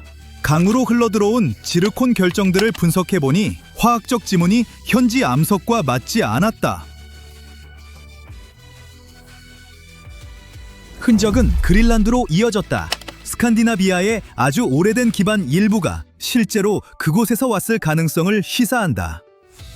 쉽게 말해 스칸디나비아가 수십억 년 전 그린란드에서 떨어져 나와 바다를 건너왔을지도 모른다는 얘기다. 이 뜻밖의 연결고리는 북유럽의 대지가 우리가 생각하던 것보다 훨씬 오래되고 흥미롭다는 걸 보여준다. 소클리 매장지가 미래를 무한한 에너지로 움직일 수 있을지는 아직 알 수 없다. 다만 날마다 새로운 발견이 대화를 부르고 우리를 또 다른 배움으로 이끌고 있다. 앞으로 10년 동안 어떤 신기술과 숨은 자원이 드러날지 누가 알겠나. 이제 실내, 주소도 알았겠다. 산타에게 편지 좀 써야겠다. 아직 말썽꾸러기 명단에서 빠져나오려면 노력 중이라서. 어떤 곳은 미래의 열쇠를 쥐고 있다는 걸 세상이 깨달을 때까지 중요해 보이지 않습니다. 캐나다 북극이 바로 그런 곳이죠. 역사의 대부분 동안 그곳은 그저 얼음, 눈, 바위, 술록, 그리고 더 많은 얼음뿐이었습니다. 하지만 이제 이곳은 지구에서 가장 중요한 곳 중 하나가 되어 캐나다를 세계 강대국으로 만들 수도 있습니다. 왜냐고요? 전기차, 위성, 미사일 시스템에 필요한 광물이 숨어 있거든요. 게다가 수요는 급증하고 있죠. 하지만 이건 단순히 채굴하고 자원을 갖는 문제가 아닙니다. 통제력에 관한 것이기도 하죠. 현재 중국은 세계 희토류의 90% 이상을 정제하며 큰 우위를 점하고 있습니다. 위성을 발사하거나 첨단 전자제품을 만들거나 스마트홈 조명을 켜려 해도 중국에 의존할 가능성이 높다는 뜻이죠. 이건 많은 강대국들을 불안하게 만듭니다. 모든 게 전기화되는 시대에 지정학적 경쟁국에 의존하는 건 최악이니까요. 그래서 이제 세계적인 청정기술 보물찾기가 본격적으로 시작됐습니다. 미국, 유럽, 일본, 호주 모두 경쟁 중입니다. 하지만 최신 기술과 미개발 잠재력이 캐나다에 우위를 줄 수 있죠. 세토나드는 수십 년간 이 광물들을 보유해왔지만 낮은 가격과 험한 지형, 세계적 수요 부재로 대부분 손대지 않았습니다. 하지만 이제 오타와가 본격적으로 나서고 있죠. 2022년 캐나다는 수십억 달러의 자금과 세금 혜택을 담은 핵심 광물 전략을 발표해 기업들의 채굴을 유도했습니다. 북쪽 오지의 광상에 접근하기 위한 도로, 항구, 송전선 건설 계획도 있습니다. 캐나다는 이미 60종 이상의 광물과 금속을 생산하는데 그중 31종이 현재 핵심 광물로 분류됩니다. 그중 6종이 특별 대우를 받고 있죠. 리튬, 흑연, 니켈, 코발트, 구리, 그리고 희토류입니다. 하지만 채굴은 첫 단계일 뿐입니다. 진짜 계획은요, 자국내 처리입니다. 그 얼어붙은 보물을 국내에서 반짝이는 새 배터리로 만드는 거죠. 검산뿐 아니라 정제소, 가공센터, 첨단 공장들이 눈더미와 정막만 있던 곳에 들어선다는 뜻입니다. 다른 나라들이 말만 할 때 캐나다는 도로를 깔고 송전선을 설치하고 있습니다. 천천히 하지만 확실하게 설원을 첨단 기지로 바꾸고 있죠. 묻힌 보물에 도달하는 건 거의 불가능했습니다. 도로가 수백 킬로미터 전에 끊기는 오지이고 땅은 1년 대부분 꽁꽁 얼어 있으니까요. 귀중한 걸 발견해도 운반하는 게 악몽이었죠. 그런데 뭐가 달라졌을까요? 캐나다에는 비장의 무기가 있습니다. 저는 주로 밈이나 음악 만들 때 쓰지만 지질학자들은 엑스레이 투시경으로 마인크래프트를 하듯 북극을 스캔하고 있습니다. 무작정 시추하는 대신 수십 년 된 코어 샘플을 인공지능에 입력해 지하에 뭐가 있는지 놀랍도록 정확한 예측을 얻고 있죠. 해적의 보물, 지도에서 여기를 파세요 라고 알려주는 GPS로 업그레이드한 셈입니다. 지올로직 AI와 코발트 메탈스 같은 회사들은 이미 이렇게 하고 있습니다. 데이터를 인공지능에 넣고 니켈, 코발트, 히토류의 정확한 위치를 찾아내고 있죠. 노스웨스트 준주에서 캐나다는 인공지능과 디지털 스캔으로 수십 년 된 암석 샘플을 재분석하는 시범 연구소를 운영 중입니다. 목표는 새 구멍 하나 파지 않고 기존 방식이 놓쳤던 광상을 찾는 것이죠. 좋게 들리지만 제가 너무 쉽게 말했을 수도 있습니다. 북극 채굴은 물류의 악몽이거든요. 우선 이곳은 그냥 외진 땅이 아닙니다. 캐나다 북극은 유콘, 노스웨스트 준주, 누나부투에 걸쳐 국토의 거의 절반에 달합니다. 인도보다 넓지만 인구는 작은 도시보다 적은 지역입니다. 대부분이 영구 동토, 황야 또는 북극 군도에 흩어진 얼음섬이죠. 기온은 여름에 겨우 섭씨 10도에서 영하 40도 이하까지 떨어지고 땅은 1년 대부분 얼어 있습니다. 재밌는 사실, 영하 40도는 화씨와 섭씨가 같다는 거 아셨나요? 두 단위가 교차하는 유일한 온도입니다. 변화율은 다르지만 충분히 추워지면 결국 만나죠. 저 같은 날씨 덕후를 위한 작은 상식이에요. 어쨌든 북극에서는 그냥 트럭 몰고 가서 공사를 시작할 수 없습니다. 거기선 도로가 그냥 끊기거든요. 뭔가 짓고 싶다고요? 몇 년이 걸릴 수 있고 혹독한 겨울 한 번이면 모든 게 중단됩니다. 더 북쪽으로 가려면 모든 게 더 필요합니다. 더 많은 식량, 연료, 기계, 그리고 그건 더 많은 돈을 의미하죠. 돈 얘기가 나왔으니 또 다른 서늘한 사실은 비용입니다. 극북에서의 채굴은 호주나 칠레보다 훨씬 비쌉니다. 인공지능이 광물 위치를 알려줘도 사람과 대형 장비가 파야 하고 그건 엄청난 비용이 듭니다. 하지만 그게 다가 아닙니다. 캐나다 북부 대부분은 원주민 땅입니다. 퍼스트 네이션, 이누이트, 메티스 공동체가 수천 년간 살아왔고 광물 매장지는 종종 그들의 조상 땅에 있죠. 그래서 캐나다가 북극 개발을 말할 때 이건 도로와 로봇만의 문제가 아닙니다. 파트너십과 협력의 문제이기도 하죠. 이건 선택이 아닙니다. 법적으로 원주민 땅의 프로젝트는 협의가, 많은 경우 동의가 필요합니다. 좋은 소식요? 일부 공동체는 참여만 하는 게 아니라 선두에 서 있습니다. 누나부투와 노스웨스트 준주에서는 원주민 소유 기업들이 이미 자신들의 조건으로 개발 방향을 결정하고 있죠. 캐나다가 이걸 해내려면 기술과 자금 이상이 필요합니다. 신뢰가 필요하죠. 이 모든 걸 고려하면 캐나다가 해낼 수 있을까요? 솔직히요. 기술 발전과 파트너십이 있다면 불가능해 보이지 않습니다. 캐나다는 한 가지만 잘하는 게 아니라 여러 가지를 동시에 하고 있거든요. 정리해볼까요? 숨겨진 자원, 확인, 새 전략, 수립, 대규모 자금, 승인, 인공지능 도구, 배치, 원주민 파트너십, 진행 중, 인프라, 이미 착공. 눈덩이가 눈사태로 변하고 있습니다. 탐사가 투자를 부르고, 투자가 도로를 앞당기고, 도로가 더 많은 광상을 열고, 광상이 공장을 끌어들이죠.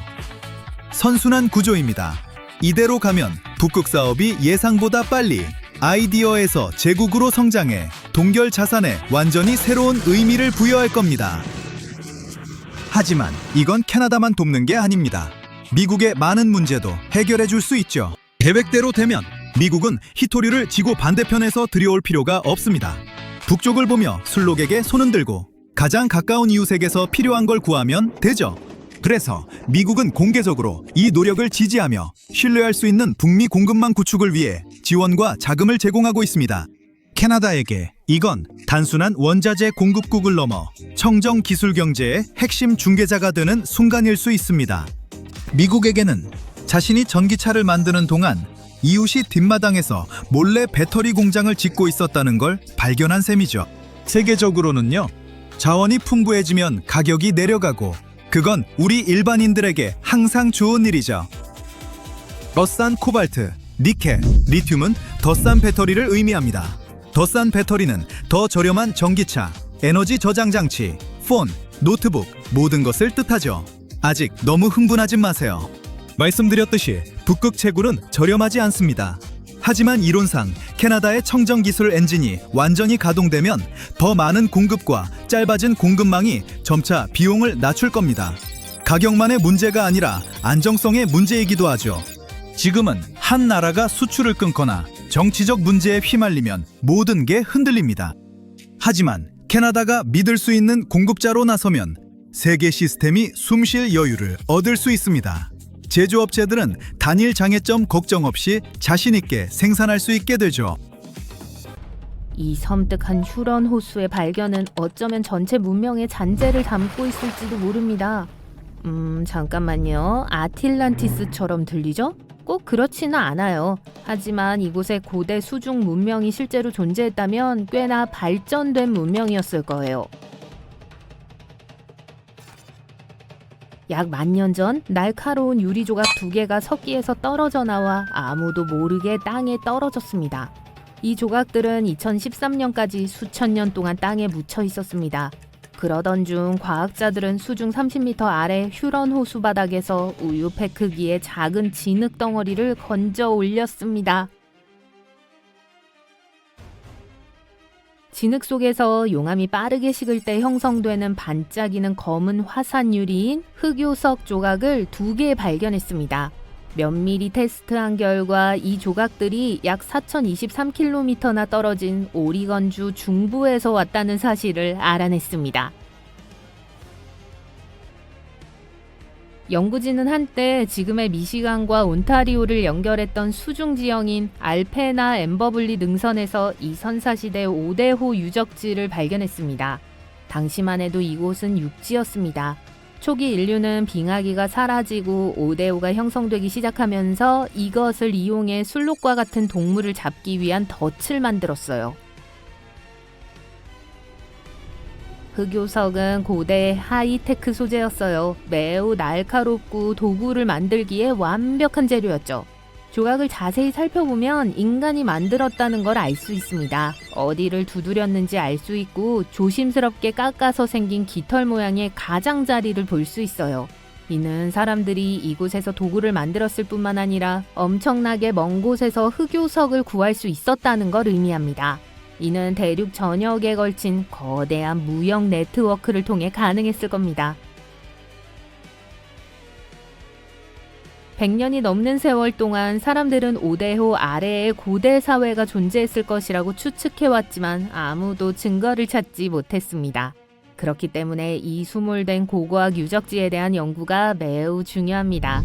한 연구팀이 10년 넘게 10,000년 전의 유적과 그 유적을 남긴 문명에 대해 더 많은 것을 알아내기 위해 노력해봤습니다. 휴런 호수의 차가운 물은 수천 년 동안 물건을 보존하는 데 도움을 준 타임캡슐과 같은 역할을 했어요. 지금까지 연구원들은 독특한 석기뿐만 아니라 뿌리가 그대로 남아있는 고대 나무와 씨앗과 잎이 보존된 수중 2탄 습지를 발견했습니다. 마치 빙하기 버전의 폼페이, 시간이 멈춰버린 장면을 보는 것 같았죠. 이러한 발견은 과학자들이 수중 고고학을 위한 새로운 기술과 방법을 개발하는 데도 도움이 되고 있습니다. 지금까지 수중 음파 탐지기, 수중 로봇, 다이버들이 동원되고 있습니다. 알페나 엠벌리 능선에서 발견된 도구가 인근에서 발견된 같은 시대의 다른 도구보다 훨씬 작다는 것은 꽤 멋진 사실입니다. 이는 이곳에 다른 그룹의 사람들이 살았고 그들만의 독특한 생활 방식을 가지고 있었다는 걸 의미할 수 있습니다. 연구진이 발견한 약 9,500년 된 2탄 습지에도 비밀이 숨겨져 있습니다. 그곳은 솔잎, 씨앗, 나뭇잎으로 가득 차 있어 당시의 환경이 어땠는지 알 수 있습니다. 보통 이런 것들은 육지에서는 금방 분해되지만 차갑고 신선한 물 덕분에 보존된 거예요. 미시간 연구팀은 영국 케임브리지의 과학자들과 협력하여 유골에서 DNA를 추출하고 있습니다. 이 작업이 성공한다면 어떤 동물이 살았는지 확인하고 그리고 더 많은 사실을 알 수 있을 거예요. 이 선사 시대의 5대5 유적에서는 앞으로도 수년간 발견과 연구가 계속될 겁니다. 또 다른 유명한 수몰 고고학 유적지는 잃어버린 도시 파블로 페트리입니다. 고고학자들은 이곳이 지금까지 발견되어 공식화된 세계에서 가장 오래된 가라앉은 도시라고 생각해요. 파블로 페트리는 약 5,000년 전의 도시입니다. 즉 호머의 이야기 속 전설적인 그리스 영웅들이 등장하기 이전에도 존재했다는 뜻입니다.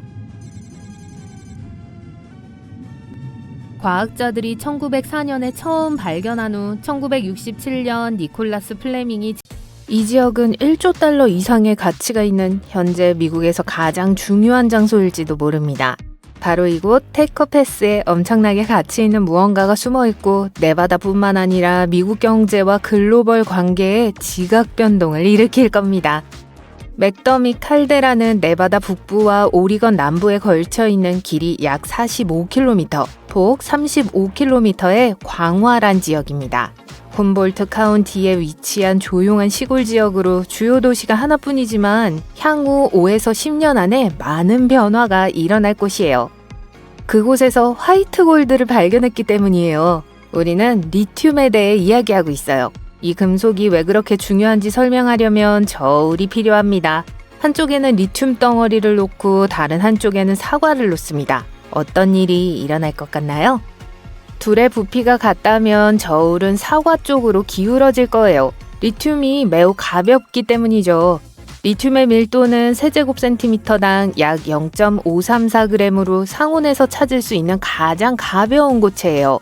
리튬은 또한 반응성이 매우 높아요. 즉 다른 원소와 매우 쉽게 결합하고 쉽게 불이 붙을 수 있어요. 물과 섞으면 불이 나요. 공기에 노출시키면 또 불이 납니다. 하지만 가벼움과 높은 반응성을 결합하면 스마트폰, 노트북, 심지어 전기자동차에 전력을 공급하는 배터리에도 적합한 소재가 탄생해요. 네바다에는 약 1600만 년 동안 이 보물이 숨어 있었어요. 맥더밋 칼데라는 화산 폭발로 용암을 뿜어내고 미네랄이 풍부한 물로 가득 찬 거대한 호수를 만들었던 화산지대였습니다.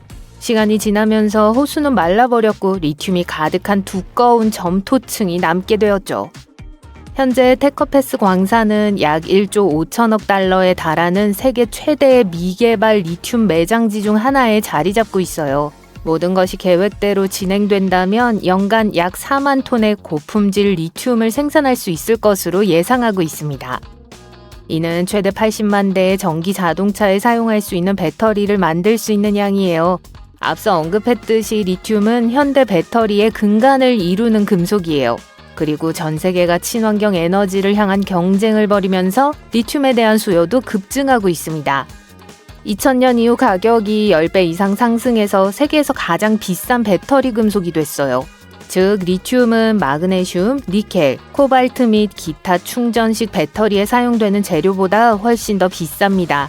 현재 우리는 연간 약 166만 톤의 리튬을 사용하고 있으며 그중 약 85%는 대부분 자동차용 배터리를 만드는 데 사용돼요.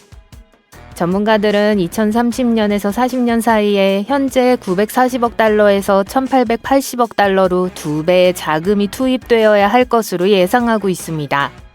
동시에 배터리에 대한 투자는 200% 이상 증가해서 6,860억 달러에 달할 거예요. 결국 2050년까지 리튬 수요는 지금보다 10배 이상 증가할 것으로 예상돼요. 네, 숫자가 너무 많다는 건 알지만 전 세계에 테커패스가 얼마나 중요한 역할을 하게 될지 보여드리고 싶었어요. 이 광산은 모든 것을 계속 운영하는 데 핵심이 될 거예요. 미래의 수요는 말 그대로 자동차, 전기 자전거, 스쿠터, 재생에너지 저장과 같은 것들이 대부분이기 때문이죠. 네바다는 글로벌 에너지 혁명의 진원지가 될 수도 있습니다. 미국은 2030년까지 오염을 50% 줄이는 걸 목표로 하고 있으며 그중 큰 부분은 가스 구동 차량을 전기 차량으로 대체하는 거예요. 이를 실현하려면 미국은 지금 생산하고 있는 것보다 훨씬 더 많은 리튬이 필요할 거예요. 현재 미국에서 사용되는 대부분의 금속은 칠레와 아르헨티나 같은 나라에서 생산돼요. 따라서 미국이 이 시장의 선두주자가 되려면 테커패스와 같은 프로젝트에 더 많은 투자를 해야 합니다. 하지만 또 다른 과제가 있습니다. 광산에서 리튬을 발견하는 것과 리튬을 정제하는 것은 또 다른 이야기예요. 다이아몬드를 세심하게 깎고 모양을 만들어 반짝임을 살리고 반지와 목걸이로 판매하는 것처럼 리튬도 비슷한 과정을 거쳐야 해요. 광산에서 채굴한 원료를 배터리와 같은 제품에 실제로 사용할 수 있는 순수한 형태로 정제해야 합니다. 그리고 중국은 전 세계 리튬 이온 배터리 생산량의 약 75%를 담당할 정도로 이 부분을 거의 장악하고 있어요. 즉, 어떤 국가가 자국 땅에서 이 강력한 금속을 발견하더라도 이를 정제하는 데는 중국의 도움이 필요할 거예요. 따라서 미국은 공급망을 강화하기를 열망하고 있습니다. 실제로 미국 당국은 네바다 프로젝트에 20억 달러가 넘는 대출금을 투자할 정도로 이 가능성에 큰 기대를 걸고 있어요. 이 때문에 테커패스는 미국을 전 세계 리튬 생산의 선두주자로 만들 수 있습니다. 이들의 추정이 맞다면 맥더미 칼데라에는 전 세계에 알려진 리튬 매장량의 거의 절반이 매장되어 있을 거예요. 예를 들어 세계 최대 매장량 기록을 보유하고 있던 볼리비아의 소금 평지에서 발견된 매장량의 거의 2배에 달하는 양이에요. 이 발견은 훔볼트 카운티를 영원히 바꿔놓을 것입니다. 자연에 둘러싸인 조용한 거리는 다시는 예전과 같은 느낌을 받지 못할 거예요. 광산에는 약 2,000명의 근로자가 필요하며 이들은 다른 도시에서 이곳으로 이주할 거예요. 그 노동자들은 집, 병원, 아이들을 위한 학교, 기타 여러 서비스들이 필요하겠죠. 파급 효과가 어떨지 예상이 되세요? 건설 기간 동안 한 사람이 프로젝트에 일하기 위해 고용될 때마다 그들을 지원하기 위해 주에서 6명이 더 고용될 거예요. 테커패스는 네바다뿐만 아니라 미국 전역의 경제에도 큰 영향을 미칠 겁니다. 사람들은 이 광산이 35년 동안 운영될 것으로 예상하고 있으며 매년 20억 달러 이상의 수익을 창출할 것으로 보고 있습니다. 그런데 문제가 있어요. 테커패스에서 그들은 점토에서 리튬을 추출할 텐데요. 이 과정은 이전에는 이렇게 큰 규모로 진행된 적이 없습니다. 따라서 일종의 성공과 실패가 있을 수 있어요. 물론 성공한다면 산업을 완전히 바꿀 수 있습니다. 중요한 질문. 누가 이 모든 것에 관심이 있을까요? 미국의 리튬 시장에 주목하고 있는 대기업 3곳이 있습니다. 먼저 엑손모빌이에요. 이 거대 석유 기업은 2027년까지 리튬 생산을 시작하고 2030년까지 전기 자동차의 최고 공급 업체가 되겠다는 계획을 가지고 있습니다. 그리고 쉐보레와 캐딜락 같은 대형 자동차 브랜드의 배후에 있는 제너럴 모터스도 있습니다. 그들은 테커패스의 지분 38%를 인수하기 위해 6억 2,500만 달러를 지불하기로 합의할 정도로 이 사업에 큰 관심을 보이고 있어요. 그리고 마지막으로 테슬라가 있습니다. 테슬라는 2023년 텍사스에 리튬을 가공하는 공장을 짓기 시작했어요. 이는 공급망의 더 많은 부분을 자체적으로 처리하려는 계획의 일환입니다. 이제 리튬이 얼마나 중요한지 알았으니 궁금하실 거예요. 그럼 다 떨어지면 어쩌지? 리튬은 채굴을 통해 생산되며 금과 마찬가지로 유한한 자원이기 때문에 그런 일이 발생할 수 있습니다. 하지만 그렇다고 해서 스마트폰이나 전기차를 포기해야 한다는 뜻은 아니에요. 리튬 이온 배터리가 부족해진다면 새로운 배터리 생산 방법을 찾을 수 있을 테니까요. 실제로 일부 전문가들은 열 배터리가 차세대 대세가 될 수 있다고 생각해요. 열전지는 풍력이나 태양광과 같은 재생 가능한 에너지원으로부터 여분의 에너지를 저장하는데 매우 저렴합니다. 따라서 적은 비용으로 에너지를 저장할 수 있는 새로운 방법이라고 할 수 있어요. 오늘날에는 주로 철강, 시멘트, 화학제품 생산에 전력을 공급하는 데 사용됩니다. 열 배터리는 대형 건물의 냉난방에도 사용되고 있어요. 하지만 점점 더 많은 프로젝트가 이 기술을 주택이나 아파트와 같은 개인 공간에 도입하는 데 초점을 맞추고 있습니다. 전문가들은 이와 같은 이니셔티브를 통해 열 배터리가 전기 배터리만큼 잘 알려질 수 있으며 곧 일상생활의 일부가 될 수 있다고 낙관하고 있습니다. 이건 미국에서 가장 기이한 모순 중 하나입니다. 도시와 상업. 인파의 요람인 북동부 북쪽 끝엔 거대하고 텅 빈 황무지가 숨어있죠. 남쪽엔 수백만이 빽빽하게 모여 살지만 이곳 위쪽은 모두를 위한 공간이 있는데도 아무도 살지 않습니다. 어떻게 된 일일까요? 가장 붐비는 지역의 심장부가 어쩌다 가장 외로운 변방이 되었을까요? 미국 북동부에는 5천만 명이 넘는 사람들이 살고 있습니다. 미국에서 가장 바쁘고 인구 밀도가 높은 지역 중 하나죠. 하지만 그 인구의 거의 90%가 남쪽 절반에 몰려 살고 있습니다. 대도시와 고속도로를 지나 북쪽으로 가면 모든 게 달라집니다. 소음은 사라지고 불빛은 희미해지죠. 여러분은 전혀 다른 세상, 고요한 숲의 땅을 마주하게 됩니다. 뉴욕주 북부, 버몬트, 뉴햄프셔, 메인주를 가로질러 호수와 산맥이 펼쳐지죠. 이곳이 미국의 텅 빈 북동부이고 그 미스터리는 간단합니다. 이토록 붐비는 지역의 일부가 왜 이렇게 비어 있을까요? 우선 뉴잉글랜드 자체를 살펴봅시다. 매사추세츠와 로드아일랜드는 터져나갈 듯 붐비지만 메인, 버몬트, 뉴햄프셔는 휑하게 느껴집니다. 코네티컷은 말 그대로 또 비유적으로도 그 중간에 있죠. 매사추세츠는 인구를 끌어들이는 자석 같습니다. 대부분 보스턴과 그 주변 도시인 케임브리지, 우스터, 스프링필드에 사는데 모든 게 가깝고 바쁘고 발전해 있죠. 로드아일랜드는 작지만 대도시급 밀도를 자랑합니다.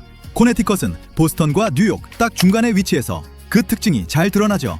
분주한 해안선과 조용한 내륙마을이 공존하거든요. 너무 붐비지도 너무 비어있지도 않은 중간지대죠. 뉴햄프셔로 넘어가는 순간 상황은 미려집니다. 맨체스터와 내슈아가 있긴 하지만요. 하지만 주 대부분은 숲과 호수, 탁 트인 땅입니다.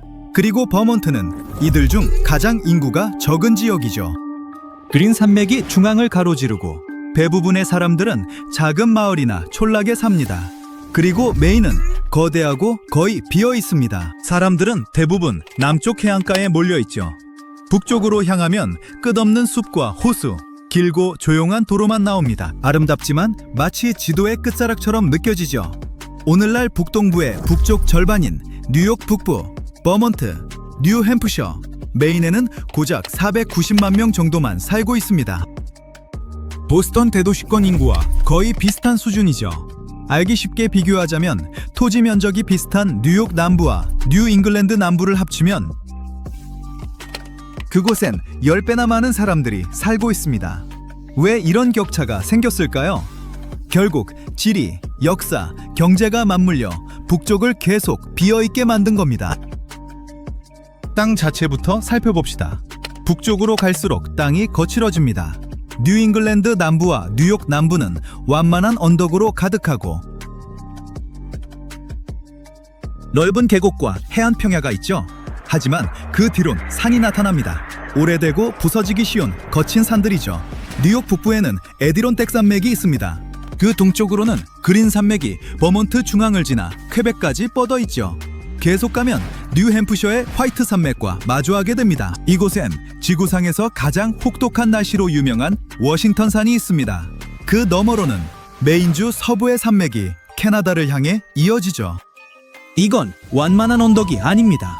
진짜 장벽이죠. 이 지형은 지구 역사상 가장 강력한 힘 중 하나인 얼음 덕분에 만들어졌습니다. 마지막 빙하기 때 거대한 빙하가 이 땅을 덮었습니다.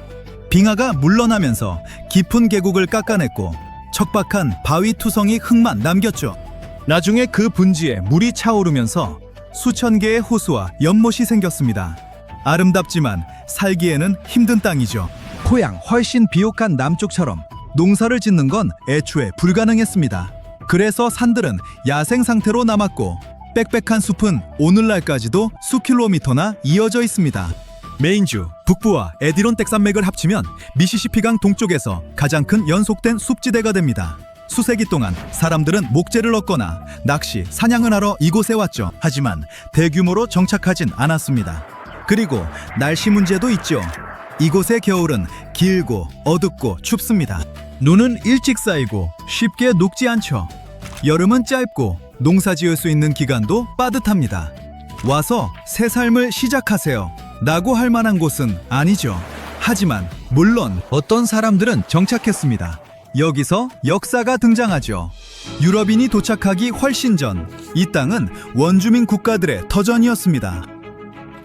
버몬트, 뉴햄프셔, 메인 전역에 살던 아베나키족은 오늘날의 퀘벡에서 매사추세츠까지 공동체를 연결하는 복잡한 무역로를 가지고 있었죠. 더 서쪽에서는 강력한 이로코이 연맹이 에디론텍 쪽으로 세력을 확장하며 광대한 사냥터와 무역로를 장악하고 있었습니다. 그러다 유럽인들이 왔습니다. 1600년대 프랑스 탐험가와 모피 상인들이 퀘벡에서 남쪽으로 내려왔죠. 그들은 캐나다와 이 지역을 잇는 강과 호수를 따라 전초기지를 세웠습니다. 그들은 모피, 생선, 목재 같은 기회는 봤지만 농경지는 보지 못했습니다. 울창한 숲과 혹독한 겨울 탓에 정착지는 작고 흩어져 있었죠. 영국인들은 매사추세츠만 식민지에서 북쪽으로 확장하며 해안을 차지했습니다. 메인 남부와 뉴햄프셔에 정착했지만 내륙으로 들어가는 건 다른 문제였죠. 추위와 숲, 그리고 원주민 국가들의 저항 때문에 진출은 더디고 위험했습니다. 한 세기 넘게 북동부 내륙은 야생으로 남아있었죠. 그 후 1760년대 무렵 영국이 이 지역을 장악했습니다. 특히 뉴욕과 뉴햄프셔가 서로 자기 땅이라 주장하던 버몬트에 투기꾼들이 몰려들었죠. 소유권이 겹치면서 혼란이 일었고 결국 버몬트는 1777년에 독립공화국을 선포했습니다. 14년 동안 독자적으로 존재하다가 1791년 14번째 주로서 미국에 합류했죠. 뉴햄프셔는 해안에서 내륙으로 밀고 들어와 화강암 산사이 계곡에 마을을 세웠습니다. 한편 메인은 수세기 동안 매사추세츠의 일부였습니다. 경제는 목재와 조선업으로 돌아갔죠. 나무는 성장하는 영국 해군과 나중엔 미국 해군을 위한 돛대와 판자가 되었습니다. 그리고 뉴욕 북부의 에디론텍 산맥은 주 나머지 지역이 꽉 찬 뒤에도 오랫동안 야생의 변방으로 남아있었죠. 땅은 너무 험했고 겨울은 너무 매서웠습니다. 벌목, 광업, 나중엔 관광업이 사람들을 북쪽으로 불렀지만 엄청난 숫자는 아니었죠. 1800년대 중반 뉴잉글랜드 남부는 호황을 누렸습니다. 도시는 커지고 공장은 돌아갔으며 이민자들이 대거 도착했죠. 하지만 북부 지역은 여전히 조용했습니다. 지금 우리가 알 듯 산맥이 첫 번째 큰 장벽입니다. 이동, 건축, 농사 등 모든 걸 어렵게 만들죠. 겨울을 나는 것도요. 토양은 얇고 돌이 많아 척박합니다. 지하 자원도 별 볼 일 없죠. 이 지역엔 더 남쪽의 에팔레치아 산맥 같은 풍부한 광물이나 석탄층이 없습니다. 쾌만한 귀중한 자원도 농사짓기 쉬운 땅도 없으니 정착민들이 머물 이유가 별로 없었죠. 그게 경제가 도약하지 못한 이유 중 하나였습니다. 텅 빈 북동부는 산업의 중심지가 되지 못했습니다. 뉴잉글랜드 남부에는 초기 공장을 돌릴 강이 있었고 항구는 세계 무역과 연결됐으며 도시는 수백만 이민자를 끌어들였죠. 뉴잉글랜드 북부와 뉴욕 북부엔 그런 게 없었습니다. 목재, 화강암, 제지 공장이 있었고 유용하긴 했지만 그런 산업이 거대 도시를 만들진 못했죠. 오늘날에도 그곳 경제는 관광업과 이런 자원에 의존합니다. 사람들은 하이킹, 스키, 낚시를 하고 도시 생활을 탈출하러 오지만 대부분 1년 내내 머물진 않죠. 여름과 가을엔 마을이 꽉 찼다가 눈이 내리기 시작하면 텅 빕니다. 포틀랜드, 벌링턴, 맨체스터 같은 몇몇 소도시는 번창하지만 이곳에 보스턴이나 뉴욕은 없습니다. 젊은이들과 가족들을 끌어들일 만한 거대 대학이나 기업 본사, 국제공항도 찾아볼 수 없죠. 사실 일부 주에서는 이주해 오면 본을 주는 정책까지 폈습니다. 메인과 버몬트는 이주해 오는 재택근무자에게 돈을 주는 프로그램을 시작했죠. 수십 년간의 인구 감소를 되돌려보려는 꽤 필사적인 시도입니다. 오늘날 이 텅 빈 북동부에는 미국 인구의 약 1%만이 살고 있습니다. 깊은 숲과 얼어붙은 호수, 조용한 마을의 땅이죠. 야생은 이 지역을 떠난 적이 없지만 그 적막함이 이곳을 특별하게 만듭니다. 북동부의 나머지 지역은 끊임없는 소음과 움직임으로 가득 차 있으니까요. 반면 북쪽은 이 지역의 옛 모습, 즉 거칠고 춥고 길들여지지 않은 모습을 상기시켜줍니다. 그렇게 미국에서 가장 붐비는 지역의 심장부는 최후의 진정한 개척지 중 하나로 남아있게 된 겁니다.